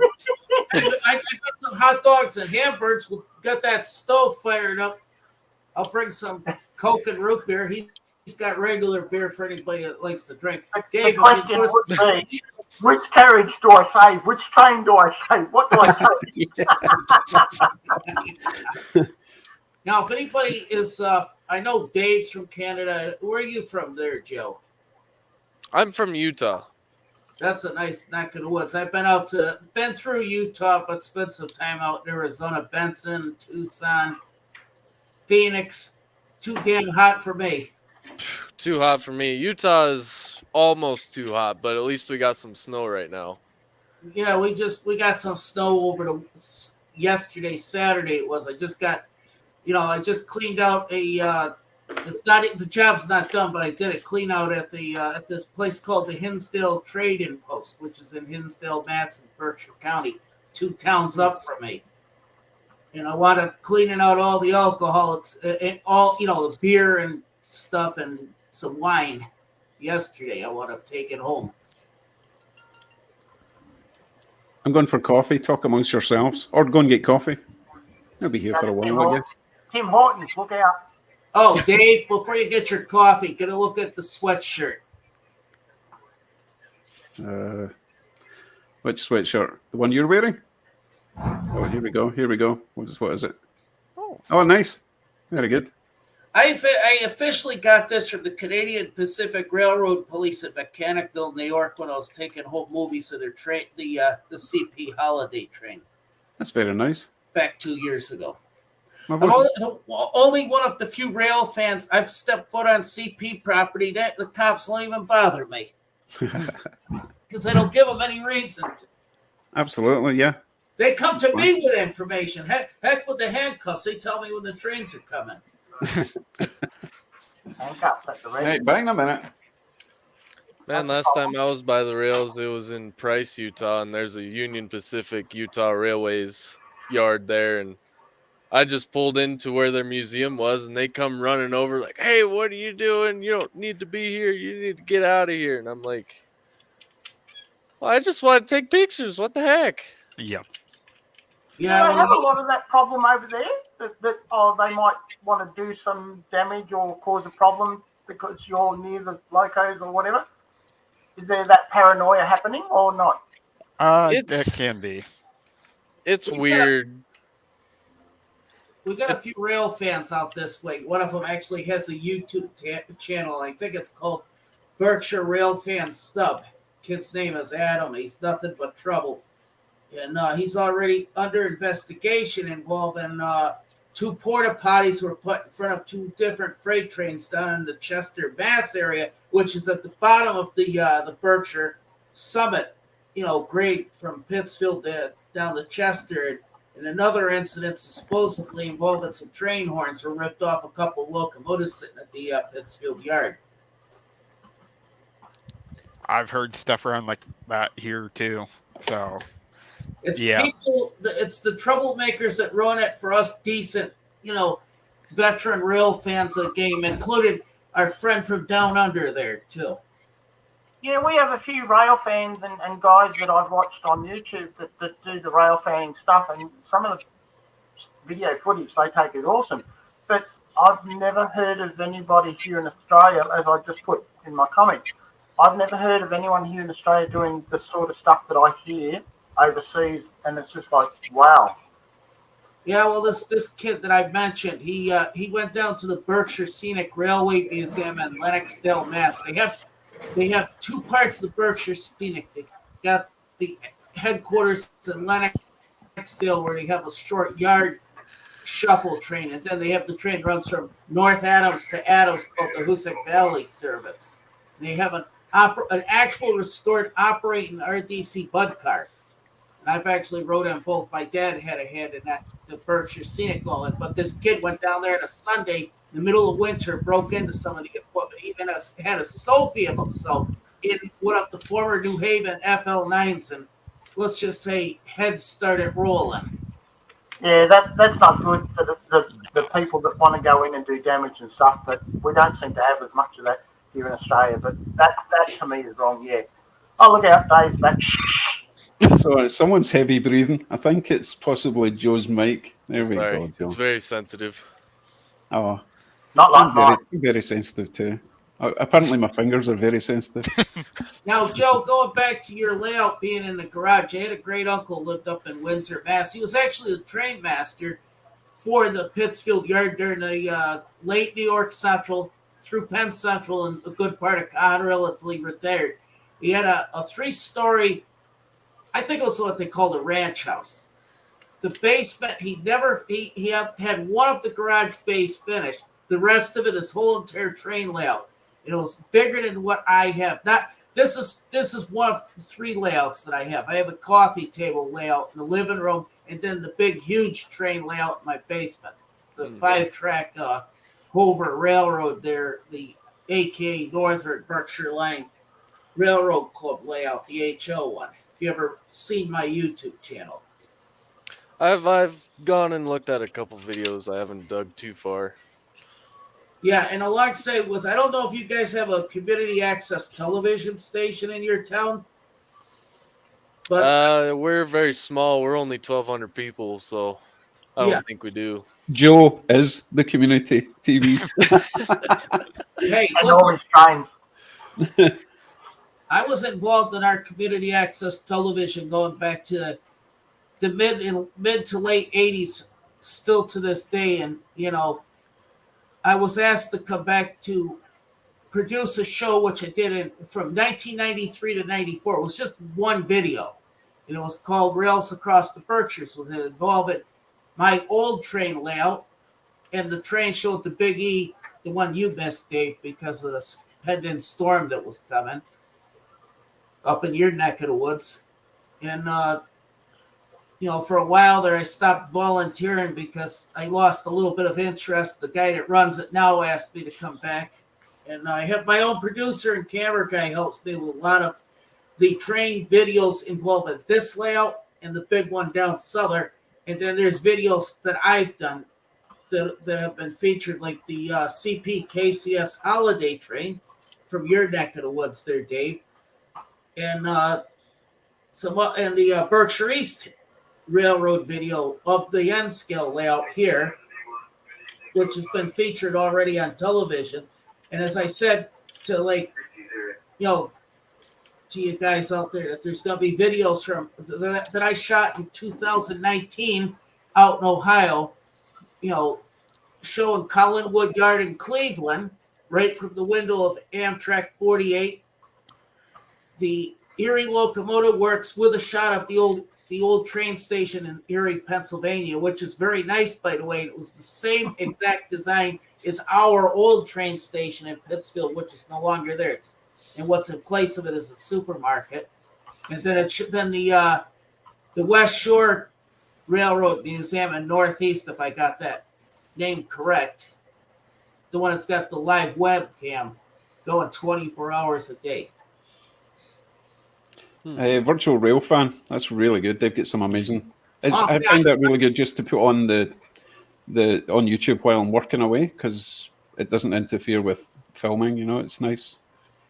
Quick question, Joe. What sort of trains are you running?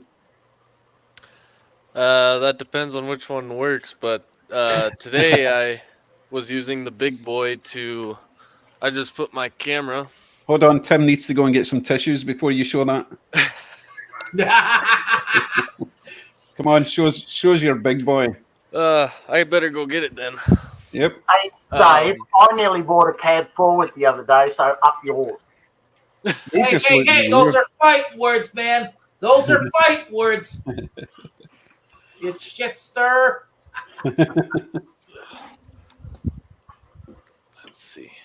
I think Cat 4s were cool. Oh, that's a big train. Ugh. Yes, That's it the is. world famous big boy made in Schenectady, New York. Yeah, I've seen videos of it. Yeah, cool. So big. It is, Gee. isn't it? Ugh. Hey, Dave, his is bigger than That's yours. Yeah. Hey, that's what she said. So what's the minimum radius curve I need for that? this one is an Athearn Genesis, and it'll run on 18-inch. Wow, that would look so stupid. But hey. Oh yeah. So basically, It's, if I build anything 24, 26, it will get round no problem at all and not look too bad. The only thing I Oddly don't like enough- about the big boy is in O gauge because they hang out so much. It's just one of the things with O gauge. They do have a lot of overhang in their locos, but HO should be fine. Sorry, what you were going to say, Joe? Oh no. The odd thing is, even my Givo or the SD40s don't run as good as the big boy on the 18-inch. Makes no That's so sense. weird. Yeah, I think it's because the steam trains have got their their whole axle kind of slides quite a lot compared to all the diesel stuff, you know. Because that little CN 482 that I've got, that gets around everything, no problem at all. It's really surprised me. Yeah. That won't be a problem soon. No more derailments for me in the future. We'll see about that. Yeah, we'll see. Yeah, I've right, been Dave. thinking lately of just taking out all my, like, my cement industry right over here. It's got the inner loop, and the SD40's running on it. They won't do it. So I thought about doing the outside loop 22-inch and then the inside 20-inch Yeah. if I could get it to work. That would probably be a good idea. How wide are you there? The 4 foot wide? So the staging yard right above me here, that is 1 foot wide. Mm-hmm. And then the main table is 4 feet wide by 8 feet. And then the industry is 12 feet by 4 feet. Okay, so yeah, you should perfectly fit 22 there. Nice. That's what I was hoping, anyways. Yeah. I think the main issue with a lot of that is like you mentioned a bit there before, Mr. Scott, is the overhang when you're going around your corners and your wheelbase with the movement side to side to allow the wheels movement as it goes around the corners. Well, John has just left a comment saying that the Proto 48 doesn't have the toy-like look on the 3-rail. That's interesting. Okay, yeah. So they're not all the same. I'll be back shortly. Also, I think with some steam engines, the reason they are able to hold tighter radiuses, I don't know on all of them, but some of the inner drivers are actually non-flanged. So That's a good point as well. Yeah, that's very true. Yeah. So unlike a 4-axle or maybe a 5-axle, only 4 of them are actually keeping it on the track. Yeah. yeah, makes sense. I have a Bachmann. I don't know what it is, but the front 2 and the rear 2 are. These all got flanges on them. Oh, okay. Oh, well. But then again, it's Athearn. I don't know how gotta that have gets round detail, an 18. right? That's incredible. Wow. So all those, what is that then? 8 axles in a row, and they're all fixed. They're not an independent bogies, no? Yeah, they all got. And this one also. Okay, has okay. the- See, I was thinking those 8 were all together, but no, they're individual. Okay, that makes sense. Okay. It's just the tender that has the one pilot, but then all these are all Right. connected. And that stays on as well? What about going backwards? It don't like going backwards. too No, much, I don't run steam trains backwards either. especially Don't over a mind. switch. The whole Oh, thing just yeah. gives up. Yeah, that's why I'm going for these extra long number 8 switches. Turnouts just to give me the best possible chance to get things across. I'm going to have to get that another 4 sets as well. So much money. Oh my god. Oh well, we only have to do it once. This So, time. when you do the inner loop, are you doing that 18-inch radius also, or are you going to No, do no, 22 on them? I've calculated that I can go. I mean, I'll point my camera. Hold on. So, right. So that curve there, the outer will be possibly 26 to 30. The inner will be 22, maybe. And as it goes around there, before it goes over the bridge, it will cut off. And I've still got room for 20-inch to go from here round to there. Okay. So I'm trying not to get any 18s this time. Nothing against 18s, but if I can avoid it, then why not, you know? Oh, so me and Armand can't tease you about running 6 axles on them Exactly. anymore? Yeah. Hopefully. I mean, the Athorns will probably still fall off. You know what they're like. Mine? But we'll see. Yeah, I I mean, guess surely it's not going to fall off in a straight line, but depends if I misalign the level of the track, it could just go, oh, no, not happy, falling off. Yep. I'll do my best. I will take my time laying the track. It's flat and straight and also super elevations. Oh, has anyone done that? I'll open that up to the panel. I have not. Joe, Dave, anyone I done super elevation? I actually used some scrap floorboard from when I redid the floorboard in my house. Just cheap laminate stuff. I'd cut it, put it up some foam blocks, and No, I don't mean that, Joe. I'm talking about the banking on the curves. yeah. That's super elevation that goes so the trains lean into the bends. I tried that with some extra rail ties, and it worked all right. But those SD40s just don't like the 18-inch, Yeah. so I can't say I really tried it. There's all sorts of method. I've seen someone just using a very thin line of masking tape all the way around the outer edge and just kind of layer it up, leave a gap at the start, and then add some more so that it gradually leans over rather than just immediately going straight and then just doing that. You know, we'll see. I I'm was not decided if I'm going to bother doing that. I was considering doing it on mine, but it's like I'm one that's like I have a feeling since I haven't done it before, the likelihood of messing it up is a lot higher. So I'd rather just not mess with it, so I don't have to go back and potentially tear it up. And Yeah. Jason Wood on his videos here in Australia, he does that on his videos of the easement. He puts little pieces of card every inch or so apart and then builds it up another piece on top to give it that little bit as it goes round. And it seems to work, seems to help. So, yeah. There's different methods of what you use to give you that little bit of difference, but you need, like you say, a piece of tape and then a piece of plastic and then maybe a toothpick or something to give you that distance as it moves forward along that raise, along that curve. And then you've got to keep it and then you've got to reverse it to bring it back down again. So Yeah. it's just a matter of how you want to do it or if you just want to lay the track and get it trains running. If it's purely for looks, then I don't think I'll bother. I mean, I've had trains running around 18-inch radius full speed and they don't fall off. Well, except for one.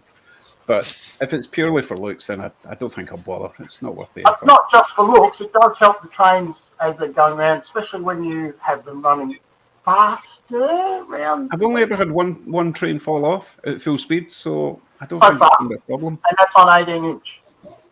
Yeah, so it'll be even easier to go round a 25. Not necessarily. Of course it will. The tighter the curve, the more likely it's going to fall off. That's just... You're going faster around a bigger curve. Come on. They're not going any faster than they would go round an 18. They will go a little bit faster because it's not as tight a curve. So the wheels aren't being forced closer to that inner circle of track. Less friction as it goes around because it's got a better angle to come into and the curve. Okay, Anyway. fair enough. I'll give you that one. This time, I'll let you win that one. Hey, I drive trucks as in what you call tractor trailers over there. We call them semis here in Australia. And I drive them with a prime mover and 2 trailers. So I happen to know that sort of stuff. And you drive them round the track? La, la, la, la, la, la, la. How fast do you drive your trucks? Oh, my God. bloody fast, 110 kilometres an hour. I've seen Mad Max. I know how you guys drive your trucks. Well, I know around here some guys they'll have a trailer and a pup and maybe another full size, and they'll be going 120 miles an hour down 25-mile-an-hour road. Wow. But that's the oil field, so.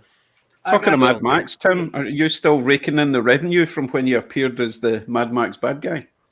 Oh, yeah, that's 25 cents every time it shows. Hell yeah. Oh, nice. Yeah. Must have about $5 by now. Speaking of that, a couple of places where they were doing the filming of it here in the back parts of Melbourne, which is not far from me, they're actually starting to put residential estates, and everybody's up in arms about it because that's a sacred area for the movie Mad Max.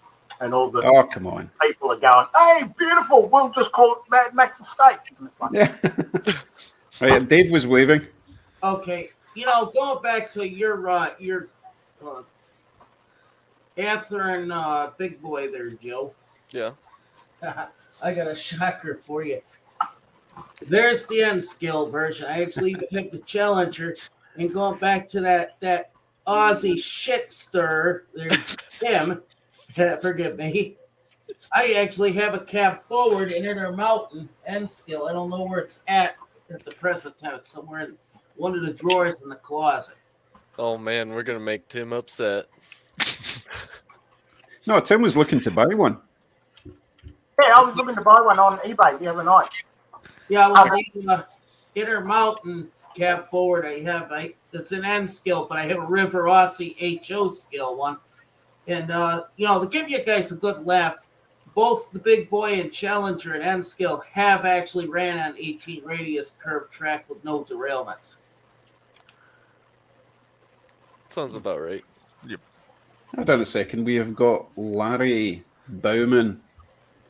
Not quite sure what you're saying there, Larry. I see everyone in your guys' layout. Yeah, we're laid out, man. Laid out. Whoo! Big stuff, mate. Not sure. Please translate. I've got my layout right here. Look. Is he asking to see everyone's layout? Okay, there's mine. Right, done. Right, next. Here's my layout right here. Part of it. I can't turn the camera in any other direction. And my layout's on my YouTube. Go for it. This is basically 16 by 8 measured with both tables. The layout down cellar, if anybody's ever seen it on YouTube, is so freaking huge that I can't even measure it because every measuring tape I had used broke. And then I got that little 3x3 coffee table layout in the living room. Just measure it in time zones. How long does it take you to get from one side to the other? Oh, that went over everyone's heads. Right, Joe. Well, I'll tell you this much. It takes about 3 to 4 minutes for one of the trains on the lower loop on the big layout to complete the whole loop from where I started it from going all the way around the layout. And the same with the other two tracks, but the big freight, the one with the Swift refrigerated boxcars, as I said, takes 3 to 4 minutes on a good day to complete the whole loop. Dave, there's a comment in the comments for you. Yeah, I see that. Joe was going to show us his layout briefly, if you can lift the camera up. So that's the mountain I'm currently working on the end of the industry there. My camera's fixed, so I can't take it too far. But I was going to show this too. This is the turbine next to the Big Boy. Wow. Very large diesel. That's very cool. Me likey. Right, quick question from Chris Ward. He was just asking how to send the files. Facebook, I guess. Are you on the Facebook group, Chris? Let me see if I can grab a link for that. He's here in chat now on video. Yeah, I'm in chat and video, Dave. I just try to drop it in there for you, but he's not letting me. Yeah, it won't allow it in YouTube because he's got the settings turned off in YouTube. Oh, okay. Let me just grab where the hell's the group? They keep changing to where everything is on Facebook. Oh, wait, I should ask actually if you're even on Facebook. Yeah, I am. All right, okay. Okay, I will throw the link in. That'll make it a lot easier to share it around too. Yeah. I'm just still testing it, but sorry, I had to jump into a meeting. So, Oh, good. but yeah, if I get that going, at least you can do it. I'll probably be doing Atherton, Lifelike, because I want to throw in some of the ones that haven't got a any flywheels. River Rossi will be definitely ones I'll be doing. Just all the motor changes and swap outs, just trying to get it. So I'm probably going to put a pin 21 in there too, but I've actually got to put a little bit of manual together. So with those pan motors, I've just got to I want to put the diodes in there. A link to AliExpress where you can get the motors from. I think they're like $2 or $1.50. Takes snail trail mail, but who cares? If you're going to get the motor for I'm talking Australian dollars here, so if it's $5 Australian dollars, it's about a dollar American Canadian. So yeah, I think there's like $1.50 Australian, so probably about $1 American for the motor. The resistors, the diodes are nothing. Again, you buy 10 or 20 of them, and you just a bit of soldering, and off you go. So realistic. That's like Dave's done. But just make sure you do the right soldering of the right wire on the red dot, Dave. Hey, I will say this much. Dave there has the right idea by saying that on every one of his videos. There's no way in hell you could screw something up by remembering where to put the wire where the red dot is. Because never happens in Dave's videos, does it? Every one of his engines has worked flawless. I give him credit right there. At least he lives up to the same reputation as James Doohan that played Scotty on Star Trek. He's a miracle worker, but with model trains. Don't forget that, Dave. Yeah. Chris, turn the fan on, buddy. Looks like you're doing a bit of sweating. But the link's in the. No, it's raining cats and dogs in Sydney right now, so I've just gotten drenched. So yeah, it's really coming down. It's I don't know what Fahrenheit it is. It was about 38 degrees yesterday, and it's down to about 23. So the other one is. Dave, I was having to think about your deck from an electrical perspective. As I saw the conversations going, I was just going to say, if you go back, I'll try to put it in, I suppose, 3 foot. What I was going to say is if you go back about 3 foot on each side, and the idea is where you've got your drawbridge coming up and down, you can actually get a toggle switch, which is, the old click. You can buy them on AliExpress for. I've got them already, way ahead of you, but thanks. Yeah, so I just thought if you wire that through, if any trains come within 3 foot, so it doesn't stuff your DCC or any trains coming up, stops, and you won't have a train, because that's the last thing I had, where they fall off, and when they cost quite a fair bit of money. That's absolutely. I'm also going to include a little light on the micro switch. It'll also connect to a little red light that will come on at the edge of the bridge. Just not that it's going to stop anyone, because there's not actually people in the engines, but just to add a bit of. In fact, it could even add a little flashy light either side. That would be good. But yeah, everything will be connected to a little micro switch. Yeah, micro switch. Yeah, exactly. The other one was. I was going to say the other one. I've had problems because I got my decks, and I don't know what they are in feet. So please don't everyone hammer me. I think I've got 2 decks. They fold up. They're 2.4 by 2 meters. So in total, it's a 4 meter long by 2.4. I don't know what that is in feet. But they're just rectangular. They join all together. What I did was I got PCBs. You can buy PCB cards where you actually just cut into the actual contact switch.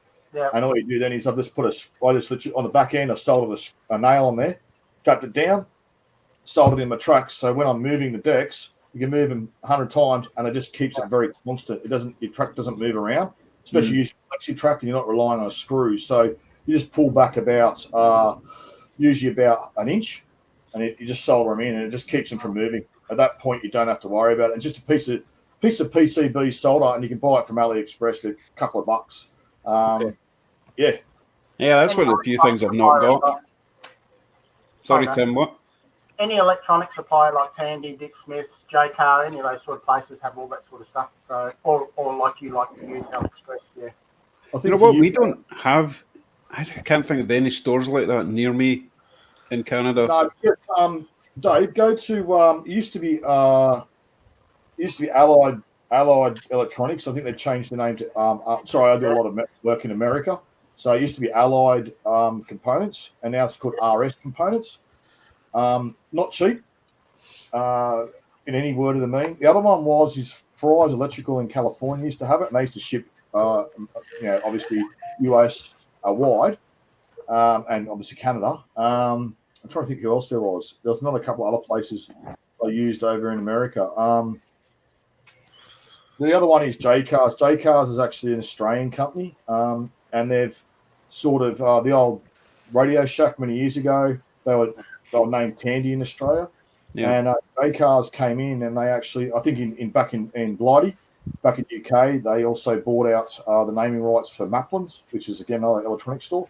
So if you go to jcars.com, I think you can actually get parts, and it's very reasonably priced in delivery because they realise there's a big gap in the American market for electronics, and you can get it from there. And honestly, even if you drop J-Cars Australia, just when you start looking at electronics, and again, guys, you guys in America, you'll sort of fall over when you see the prices because it's obviously so cheap. But yeah, just thought I'd let you know that one. Cool. Yeah. When I was in Scotland, we had loads of places. We had RS Components, like you'd mentioned. We had Maplin's. You heard of Maplin's? We had Tandy. We had Radio Shack. All sorts of stuff. But in Canada, nothing. Yeah, well, Maplin's got bought out by the Australian. The naming rights got bought out by the Australian guy who owns J-Cars. Oh, interesting. Okay. Maplin's was awesome. I love that shop. But they got no stores anymore. So the problem is in UK. I worked and lived over there for quite a few years up in Inverness and so on and so forth in Glasgow. And look, they're just. You're right. They were everywhere. There was like train stores are everywhere. Sorry, quick question. Larry Bowman's asking. I think he was asking about the flex track, and I think the gaps in the flex track go on the inside. Can anyone else confirm that? Both sides.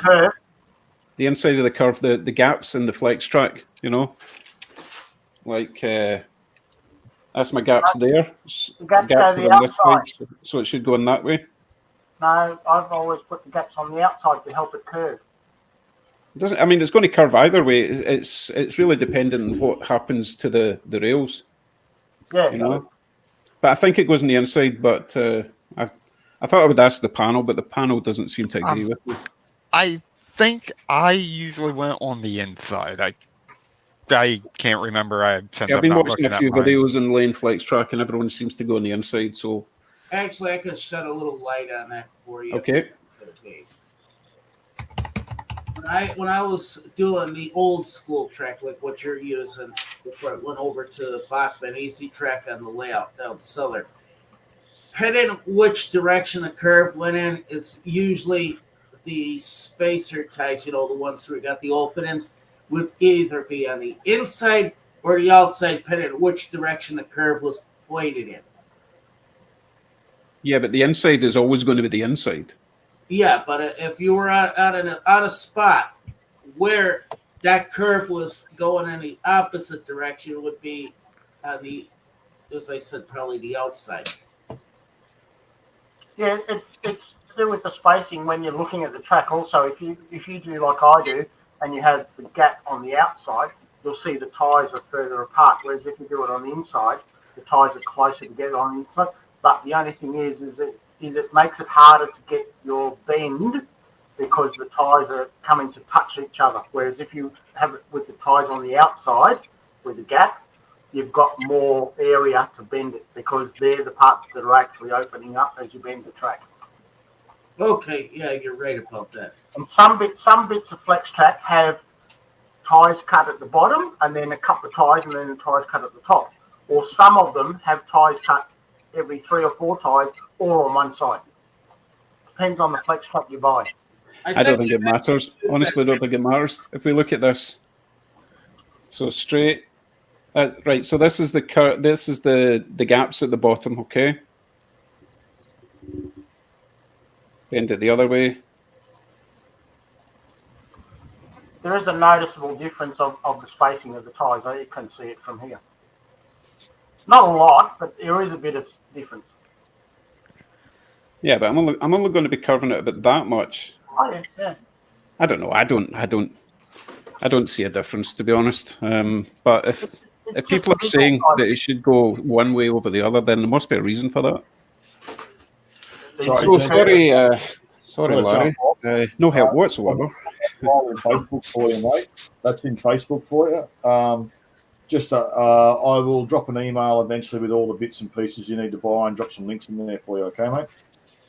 Excellent. Thank you, Chris. Thanks, Chris. Guys. Bye-bye. Appreciate it. So John says, keep the gaps on the same side. Helps with keeping the rail straight at the joints.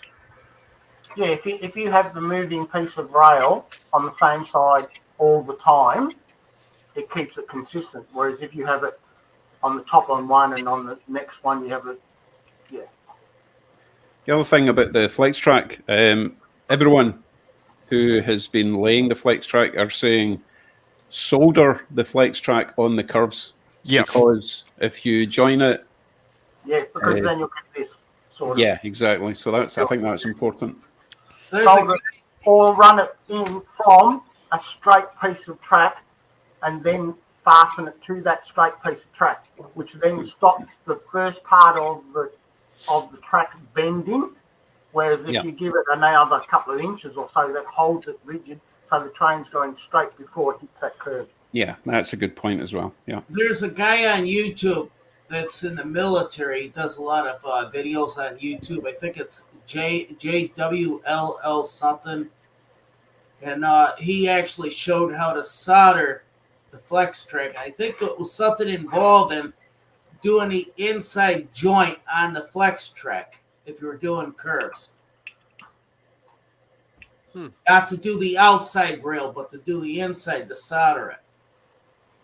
Because you want the, to be able to have that freaking flex track be able to breathe. Oh, you have to have some sort of a gap every so often so that the timber or the bottom base or whatever you're using, because that's going to move as with the weather, we all know that.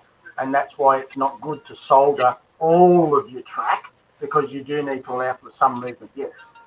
Oh, there was some spots like on my layout, the Bachman Easy track, where there was some trouble spots. Instead of running feeder wires, I went up soldering some of the straight track completely together.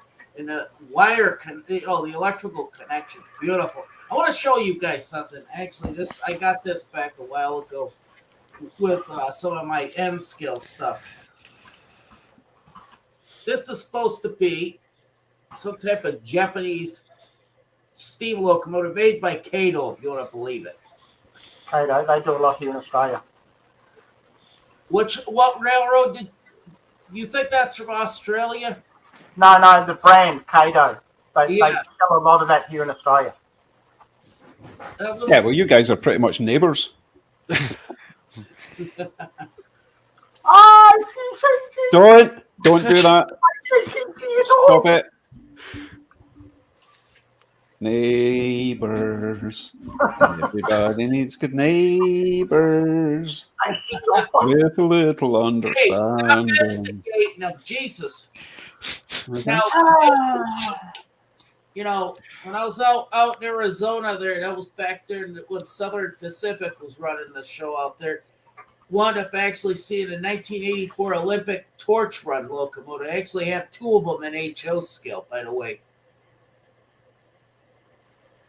The red, white, and blue locomotives that they painted out for the 1984 Olympics that happened in California.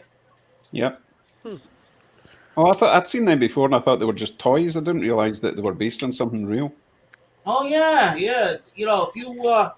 If you got any old model railroaders going back to the 84 through 86, 87, you'd actually see the picture of that locomotive. It was made by Athearn, and it gave a history of why that locomotive was painted out.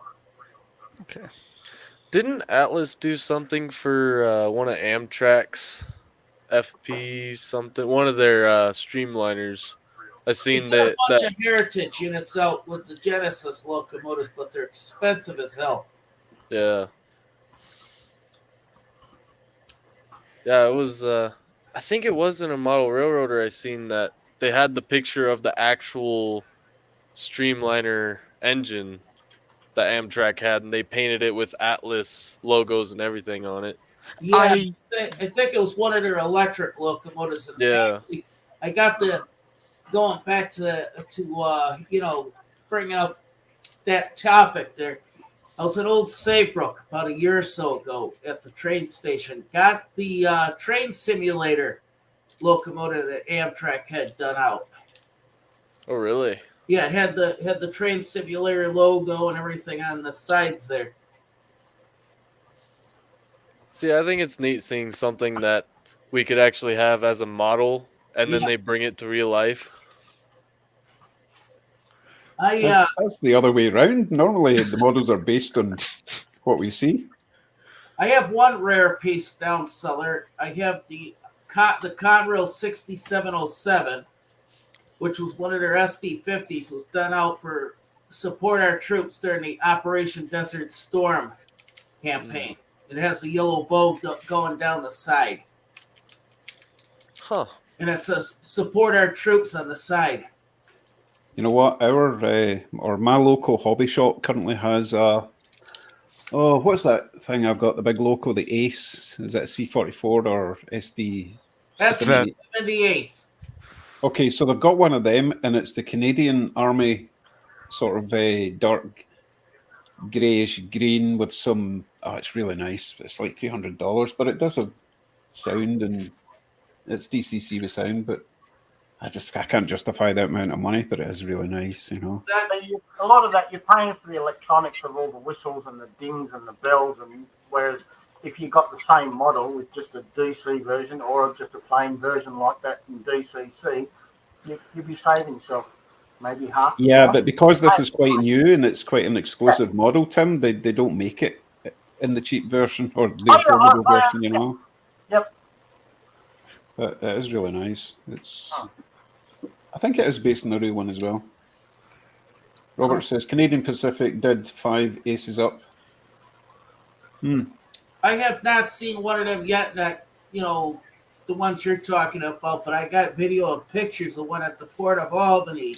Yeah, the CP yard down at the Port of Albany. That's over in Albany, New York, west of us.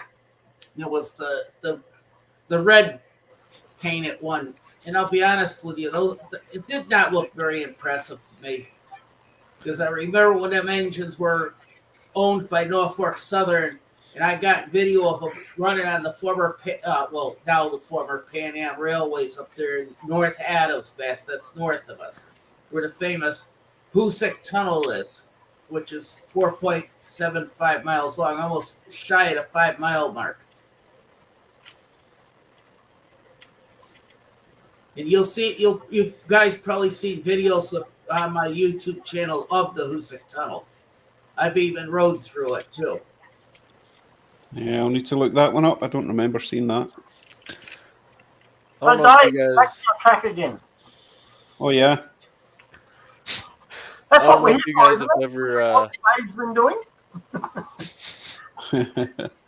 Sorry, that stream was supposed to. I'm just playing with my LEDs. Yeah, we know that. That's a nice color for steam trains, isn't it? Sort I of fully agree. I fully warm agree. white. That's a nice one. Hey, Joe, the train you was talking about that's in the Atlas wrap is a New Jersey Transit. Yeah, I was wondering. I just seen it in a magazine one day, and I was like, "Huh, that's kind of neat." Then just scrolled right through. But yeah, it was commemorating their 100th anniversary. See, they don't do anything like that here in Australia for us vets, and yes, I'm a vet here in Australia. They don't seem to support us as much as what you guys do over there, and I love what you guys do for supporting your vets and all that sort of stuff over there. I've got a quick question about that. With the Army liveried locos support our troops, do you think the hobby stores and manufacturers actually donate any of the money towards that? No. Because it's not really supporting the troops then, is it? No, it's just money. Yep. Yeah. Taking advantage of us thinking we're supporting the troops, but we're not really. What? It'd be interesting to find out, but then it'd be very hard to find out, I think, because they wouldn't want to let you know how much of that sale of that item that actually goes to the veterans, which could be very minuscule. You know, you make a point there, Dave, about the whole thing. They should donate some of the money from the sales involving the models of those locomotives to help out our veterans, especially the Canadian veterans of foreign wars, because they go through a living hell. Well, I had a friend of mine served in World War II on a B-25, I think it was, shot at by the Nazis. One of my grandfathers served in both the First, Second World Wars and the Korean War. You know, and he served very well in all three of those wars. And my other grandfather served in the Second World War. My father was in the Navy. My uncle was in the Navy, and my best friend that owns the place was in the Navy. And he was a communications officer. He don't like it when I have my scanner on in the truck when we're driving. Why not? Because he don't like the noise. Got PTSD from it. Ah, okay. It'd be interesting to see how much, if any, that they do give to the veterans. That'd be something interesting to find out, I guess. I don't think we need to know how much. It's just whether or not they actually do it. Yeah, whether they do or not. It'd be very interesting to find out. It's like, for example, McDonald's. They do actually donate a lot to charity. They've got the McDonald's house, all that kind of stuff. They're totally transparent. And any decent company who do things like that should have an easily acceptable stats sheet of how much they give. And I just don't think some company, okay, it's maybe an American company selling you the trains, but they're made in like Hong Kong or China or North Korea, not North Korea, South Korea. Oh my God. Imagine the trains they would have. Sheesh. They don't care about the veterans. They care about the bottom line, you know. Yeah. That's all that money. Contract says when EMD hit 50 years, they painted a Chesney GP40-2 gold and numbered it GM50 for a while. I remember that. I've only seen pictures and video of it, but never got a chance to see it up close and personal. Yeah, I think I saw a video of that and I thought it looked hideous, to be honest. Now, Liberace special. Now, has anybody heard there's a group that is trying to get a fundraiser going to get the 250th American Freedom Train going? They got the steam locomotive already. Another Red in T1. I haven't heard that one. It's on it's if you go on Marketplace on Facebook, you'll see the advertisement. And what happens is you donate $250, they give you some souvenirs, and they give you, Scam. Actually, this group is out of Ohio, and they have a railroad museum that has this operating Red in T1, and they're no scammers. No, but those sort of things tend to be, and I'm just saying. Oh, well, I'll be honest with you, why would they go and put their name out like that, knowing if they were scammers and they got caught with pants? You'd be surprised some of the stuff that scammers use to help get your money. I hear you there. But if you watch the video, and you'll see the actual Red in T1 in the background with the kid talking about it. I don't get it. I'm here in Australia. We don't get any of that stuff here in Australia. Oh yeah, I forgot. You're down under. Yeah. Well, I think you gotta be worried about snakes and spiders and poisonous. Oh yeah, Cody knows about the size of spiders we get here. I had one the other day, like that big, and it's a big fucker, and it's in the ensuite, and I tell you, it's dead. They don't have a problem with the spiders and snakes. They just keep them as pets or they eat them, It's not a problem for the Aussies. I tell you what we've got here, right next to... Not literally, shut up, Tim, I'm talking. Right next to our house, not literally, but a few blocks away, we've got Hamilton Airport, right? Yep. And Hamilton Airport has one of the only two still flying Lancaster bombers. And you can join the sort of Lancaster Club or whatever it is. It's like $2,000 a year or something to help support the preservation of this plane. But that entitles you to get one trip on that plane every year, which I think is awesome. And it looks so, and it sounds even better than it looks. So That's pretty cool. So we've got a Lancaster in Ancaster, which is where I live. But you know what? In the summer, when you hear that, you can go out to the garden, look up. You can hear it before you see it, and you see this massive. Well, it's not that massive, but it's got a presence, you know. Don't know. Not many people have seen that in real life, I don't think. I live 2 blocks from the railroad tracks, and I have one of the approaches to the Pittsfield Airport right over my damn house. And when they bring in the B-17, the B-24, and the fighter plane, I know when they're coming from a distance. Yeah, they just sound I so love good. hearing the B-17 when it comes in. It's got that nice, sweet sounding radio engines on it. I've got a RAF display and museum and stuff not far from me, what they call it Point Cook, which is an old airbase. And they have the Lancaster, they have all sorts of things. Then another one further up at the back of Werribee, they're rebuilding a Lancaster, and they've got them in the old huts and sheds and stuff. So you can go and see them anytime you like here. There's a lot of that sort of stuff that happens here in Australia that they do revamp a lot of that all sorts of stuff. So the Lancaster that you've got over there, Tim, is it an Australian one? Because our Lancaster is a Canadian one that was made in Canada. People just presume that all Lancasters were built in England, you know? Let me look it up in a sec. Yeah. Man, I live 2 hours away from Salt Lake City, and every once in a while I'll see just jet fighters going over my work. And Nice. there was one time I seen a B-52 bomber going over. I'm like, oh God, what's going on? Sorry, it's a B-24 Liberator. Is what they've got. Nice. Yeah, I do like planes. Actually, it was a B-24 that my friend Frank served on during the Second World War. Not a 25, it was a 24. Second Little War. Well, and this one was much very well. Be technical about it. If I wasn't doing trains, I would probably be doing planes, to be honest. Radio control planes. I love them, but I think they're even more expensive than trains. Yes. Been there, done that. Go on ahead, Tim. No, sorry, I'm just saying. Been there, done that, done planes and boats. So now I'm into trains. I've had all of it. One of my friends that's involved in my club, he's into airplanes too. Right now he's having a little issue with moving around, walking and stuff because his legs swell up pretty bad. He's got a heart condition. But when he's feeling pretty good, he'll take a drive like down the airport down there near Hartford, Connecticut. Me and his wife will go with him down there. But we talking about the B-52s and the fighter planes, we have Westover Air Force Base near Westfield, Mass. They do training exercises in Hinsdale, Massachusetts, Washington, Middlefield, and up by the Hoosick Tunnel.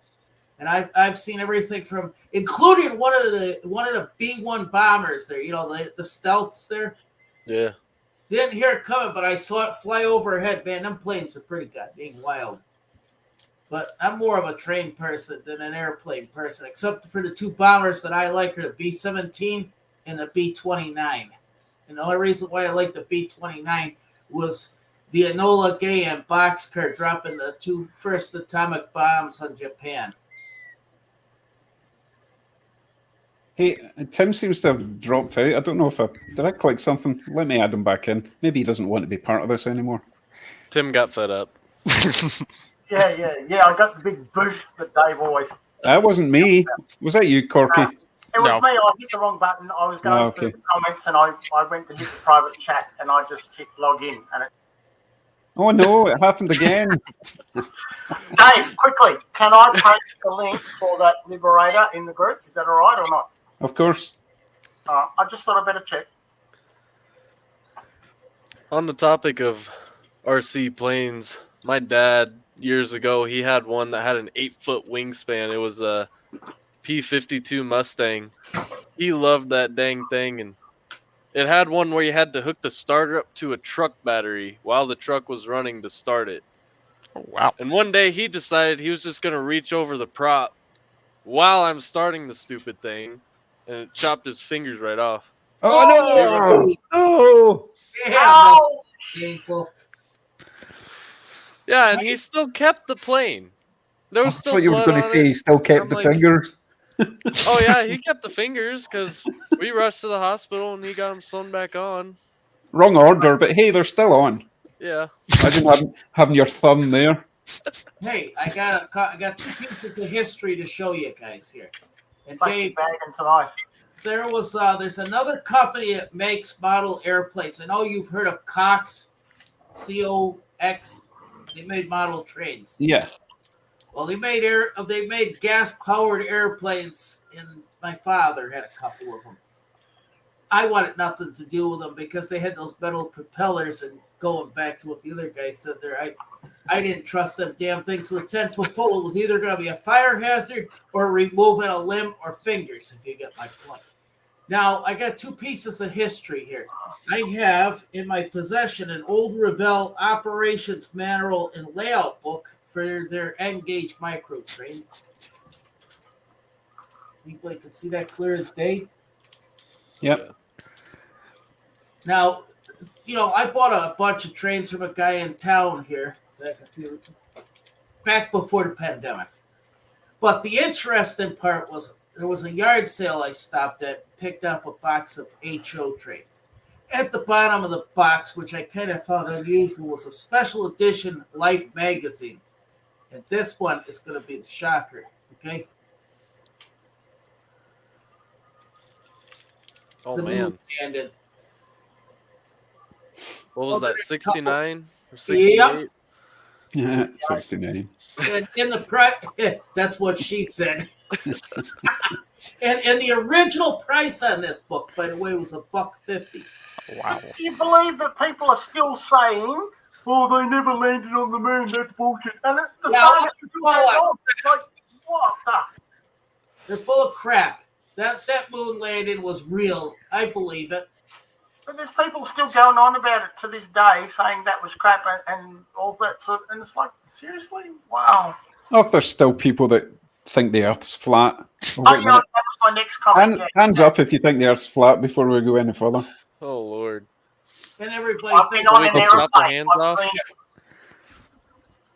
I've been on an aeroplane. The cloud goes forever and ever and ever and ever. Did you notice? then you got these idiots that say the Earth was flat, by the way, which is a crock of bull. Yeah, they're in their own world. I work with a guy that he thinks the Earth is flat. I mean, he's dumber than a bag of rocks. Sounds like some of our politicians, for crying out loud. Hey, don't go there. We're not doing politics. Not allowed. Sorry, not allowed. Dave. Like I said. Oh. Now, the other piece of history I'm going to show you, going back to that Revell owner's manual, I actually have a few pieces of train equipment that came with that. Actually, the rest of it's put away, but I got one piece sitting here. Here is an old Revell N-Skill wooden caboose. Actually, it's plastic. And other than a couple pieces that were a little bit banged up on it, the caboose is in pretty decent shape. I like the old school stuff more than the new stuff, but I do have some DCC equipment kicking around on both of the layouts. I got a lot of old stuff, a lot of DC stuff, and it just don't run very well, and I'm not that skilled in repairing it. Maybe I should send it to Dave.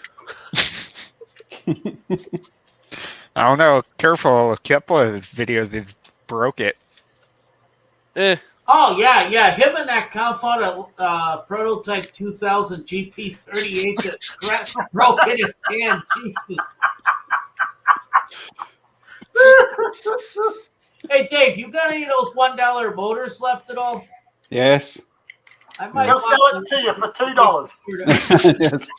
Only $20 shipping to you. I might want to repower a Bachmann Jeep 18 similar to what you got on your layout. Hey, Dave, just as a matter of curiosity, how much would it cost to ship it? It's unfortunately because it wouldn't fit flat enough in an envelope, it would be classed as a small package, so minimum $25. Yep. That's not too bad, Jesus. Oh, come on. It cost me $2 to get them from China. No, I mean shipping cost. That's where I was coming from. Yeah, but the shipping cost from China was $2 for 20 of them.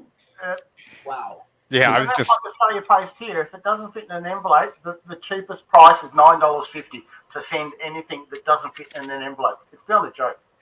Just hammer it flat. Yeah. Hey Dave, I've got that new train I want to send you. Dave, on one of my May require some assembly. yeah, it would be an I'll awfully send you big, a free packet of this. that would be a big proposition there's to more. rebuild that motor after you flattened it. Going back to, you're talking Cardboard, about, Dave? when you're talking about rebuilding locomotives, I had picked up a River Rossi Berkshire, okay? Guy told me the thing ran. Well, when I got it home, it did not run. The motor was seized up. So I went and repaired the motor. Then the motor exploded. Oh. The little ball bearings all over the place.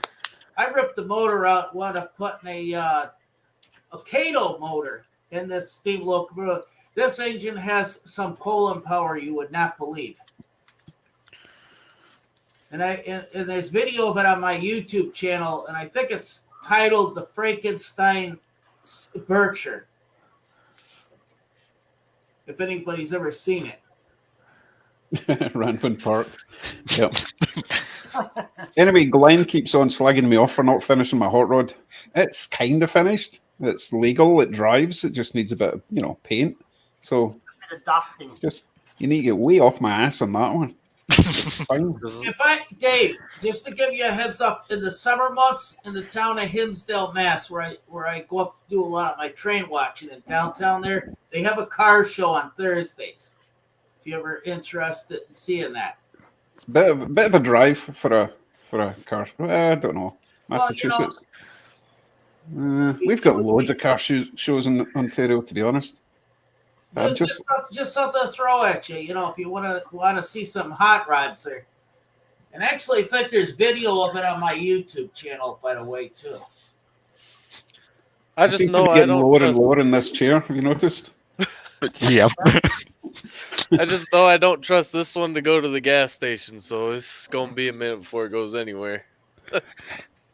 Now, Dave, what type of hot rod are you actually working on to make it road legal? Very slow one. I have a perfectly road legal, functional 1936 Chevy Coupe or Nice. Coupe, and I'm also building meant to be building a Westfield Lotus 7 type thing. I'm glad it's pay out on Dave's time. It's really good. It makes a change here in Melbourne. The weather's calming quite nicely. If you don't know what a Westfield or Caterham is, just Google it. You'll get the idea. It's pretty iconic. It looks nice. I've seen the pictures. It looks cool. Mm-hmm. No, I was looking at the blank look in Dave's face. Oh, My favorite. Oh, you gotta forgive me. I'm a little tired. well, it is getting late over there in the USA, isn't it? Yes. And the thing is, the current project that I should be working on should actually be really exciting because I'm not going old school. You're supposed to make these things small and light and nimble, but I'm making it really heavy and I'm putting a turbo Mazda RX-7 engine in it just to piss people off as much as possible because the rotary engine is awesome. It's really small, light, 300 horse without much trouble. It could be awesome. I should be building that thing. But My sister had an RX-4 and she used to buzz it in every gear. So yeah, they're crazy powerful. Yeah, but it's like witchcraft to a lot of people because it's only got like 3 moving parts in the entire engine. So how does that work? They used it in aeroplanes because they didn't have the boingy engine thing. It was just a circular thing. A boingy. Yeah, those wankles, they're wicked when they get up to 12,000, 13,000 RPMs. Yeah. They sound like a jet plane. Yeah. You need cans on your ears. Yeah. This one right now has open headers and it's too loud. My neighbors get mad. I have Hey, luckily you not. on Sunday? I was trying to take it out today, but it didn't want to start. So I was like, screw it. I'll play with trains. Hold on a second, Joe. What have you got? 89 Mustang. Oh, there it is. Oh, nice. Fox body jobby. Nice. Yeah. Yeah. I've you know put what? way too much into it. Right, Give so it I tell you what, I'm Joe, sure they'll fix it. sorry, Tim, I'll get to you in a second. So, Joe, I'm going to guess your age to be about 26. I'll be 25 this year. Okay, so that car you've got was never cool, right? Right. Until the last 5 years, everyone suddenly wanted a Fox body. Before then, because I'm 55, right? Even when I was younger, it had to be like the 66 to 70, and anything newer, especially the ones between the ones Mustang after your too. car, when they had those weird sort of ovally headlights, they were like they were disgusting. But no one really wanted the Fox body. But suddenly, everyone, and they're perfect for drag racing because they're smaller, they're lighter, 5-liter V8. And you know, Yeah. I took this to a dyno when I put all the parts into it, and I'm pushing over 640 horse right now. Oh, wow. That's So, crazy. and Yeah. all I did was heads, a cam, and an intake. That's all I did. That's mad. And it's weird. I was one of those weird kids that didn't have posters of Lambos or Ferraris in their room. I had posters of Fox bodies. I was a really weird kid. I had posters of Kate Bush. I Kate don't know why I was Ah, obsessed with Kate Bush. Nabushka. Yeah. To be honest, I've never done the big car poster either because I always felt that it didn't really inspire you. It just made you feel kind of sad because you thought, I'm never going to have a Ferrari. And even to this day, I've known people with nice cars like that, and they've asked if I want to go for a drive, and I'm like, what's the point? Why does everyone pick on Fords? I'm looking at the comments. Why does everyone pick on Fords? It's a badge. It's a car. It's just a bit of fun. I Just know. Because they I know know. they're there's they this. know What they're better for what about cheaper. Kate Bush on the front of the train in the video? There's a train video for you. Kate Bush on the front of the train. About the cars from Back to the Future. I missed the start of it. Sorry, Tim. I'll get to you later. See, you were talking over me, and I only have output. I don't have input at the same time as output. You know. Okay. Anyway, over here it's what I really despise is it gets quite nasty with the hatred between Ford, GM, and Dodge. Yep. And it's like, are you really trying to be funny? Because you're taking that a wee bit far. And I don't have any. You know, I had a Ford F-150 was my first truck when I came to Canada. Loved it. Had a GMC. It's like the Tahoe. What's the GMC version of the Tahoe? The Yukon, I the think it Yukon. is. Yeah, it was something like that. And now I've got the Dodge Ram. So, you know, I'll drive what I like. I'm not going to hammer on people that have something different. And Fords are great value for the money. They really are. And the parts are so much cheaper. My first pickup truck was a Ford. The other one was a GMC Sierra, the S10 style, you know, the smaller one. And my latest pickup is another Ford. My actual very first vehicle is a Dodge Caravan, you know, the soccer mom vehicle. Oh man, I feel you there. Hey, I've had all of the badges. I've had Morris Minor Elite. That's what we learned on as a kid. Little 5-stick looking like a VW sort of thing. I've had Austin Tasman. I've had a Ford. I've had Holdens. I've had Toyotas. I've had Isuzu. So, it's just a car and a badge to me. They all go the same. But yeah, I just don't know why everybody picks on Ford. Okay, I'm going to put everyone on the spot. Okay, so we're going to start with Dave, and keep it short, Dave. I know you like your stories. Yeah, actually, I got Favorite. short. I'll give you two. Right, favorite 2 cars ever. Favorite two that you've owned. 2 cars is the 57 Chevy. It was before my time. Okay, nice. And the old, you know, 70s and 80s station wagons that were made by Ford. Did you have one? Last and foremost thing, an old Bachmann Metroliner cab car. This is one of the motorized ones. I have both of them. Okay, I think you missed the criteria there. Your 2 favorite cars that you've owned. The two most wanted cars I'd like to have is a pickup. With No. We'll try one more time. 2 cars that you have owned that are your favorite that you've owned in your lifetime that you've owned. There we go. If it was antique 57 Chevy or a Ford F-150 with an 8-foot bed with a back door. You've owned both of them? If I ever wanted to own one, that's what I'd want. No. Let's move on to Cody. Cody. Okay, just go to the next guy. Cody. Nate, what are the 2 favorite cars that you have owned in your lifetime? Technically, most of the cars I've owned are race cars, so one of them. Okay. But the car that I've always wanted is actually the car I have now, which is a 72 Monte Carlo. Ooh, nice. See, good answer. Thank you, Cody. Right, Joe, 2 favorite or your favorite cars that you have owned? All right, just real quick. This is the whole list of everything I've owned. Shit. But my 2 favorite is the Mustang, and my current truck, it's a 16 F-150 Lariat. Haven't had to do any work to it. Yeah. I've put Lariats are good. 50,000 miles on it and haven't had to do anything to it. Excellent. Actually, I stood to be corrected on what I said earlier. Okay, we're going back to Dave. My 2 favorite cars that I owned was the Dodge Caravan and the GMC Sierra pickup. They were put on gas, and they kept that cow fodder cab, and both of those vehicles were very nice and warm in the winter. Yeah, I like the Sierras. I like the new Sierras. They look really good, really aggressive looking. Okay, and finally, Tim, 2 favorites that you've owned. Take it easy. XY GT HO Phase 3.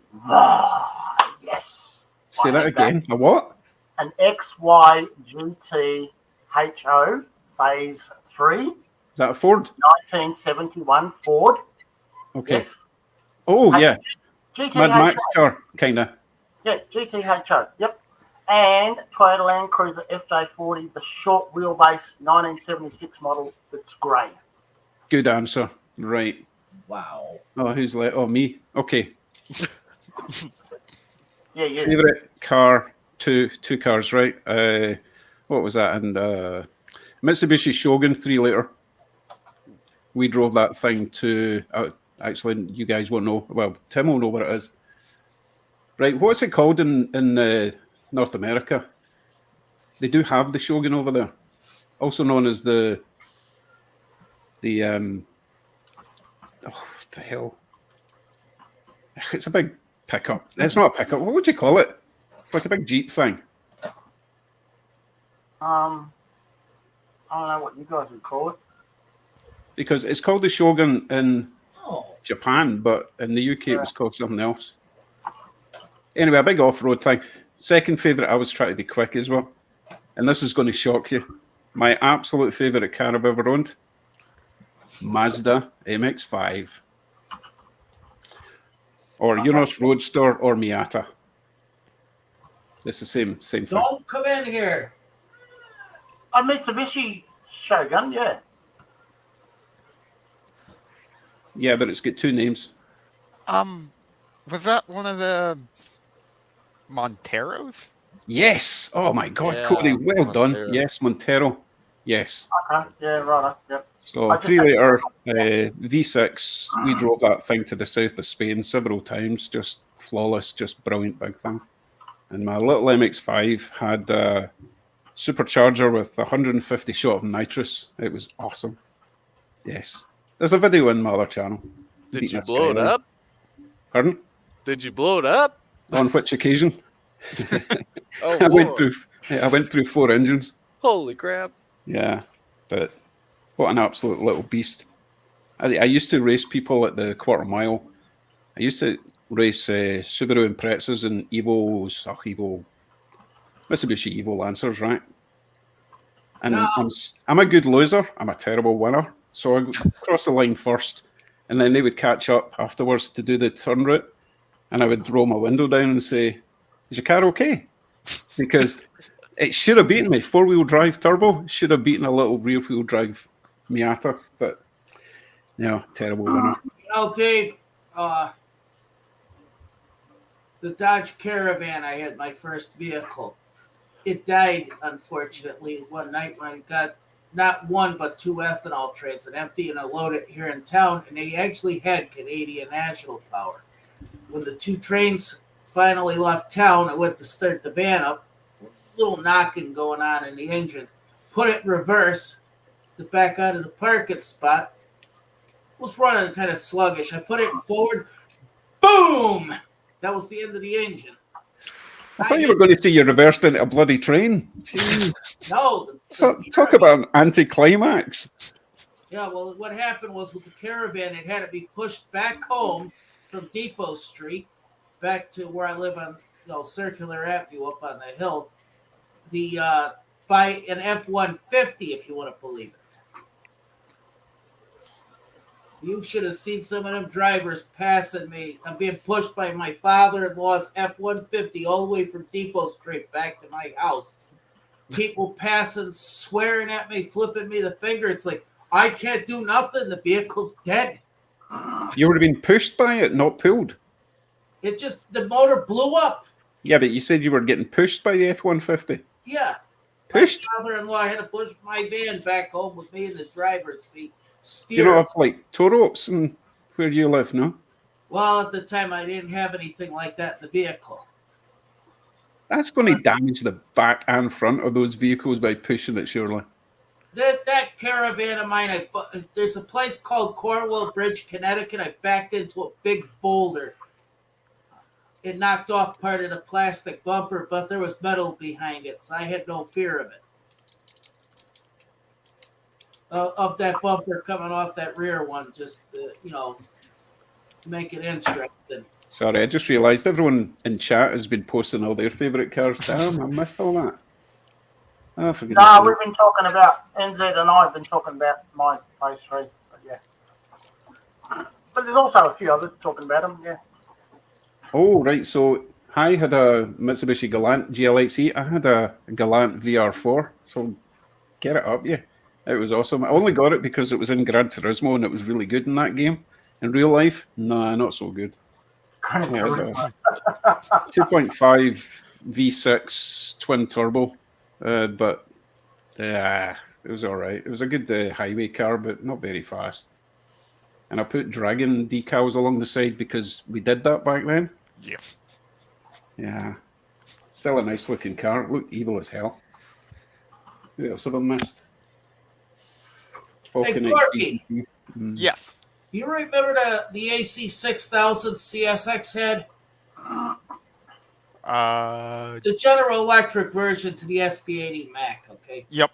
One of them, going back to Dave talking about weird paint jobs there. Somebody put, you know how like on the old hot rods, the old 57 Chevy, somebody would put like fire stripes? Somebody put that on the nose of one of the AC6000s. And that picture, Dave, if you want to see it, is on my in one of my train photo albums on Facebook, by the way. Okay. They put a fiery decal in the front of a train? No, they painted it on the side of the nose of this one AC6000. It looked pretty cool. Like they don't go on fire by themselves enough? Yeah, well, I seen one of them blow a turbocharger. Boy, that was ugly as hell. Mm. And it was number 666, unfortunately. Not the one with the painted nose. It was the other one that blew the turbocharger. You want to talk about fire? My God, man! I could have brought hot dogs and hamburgers to cook them on that open fire.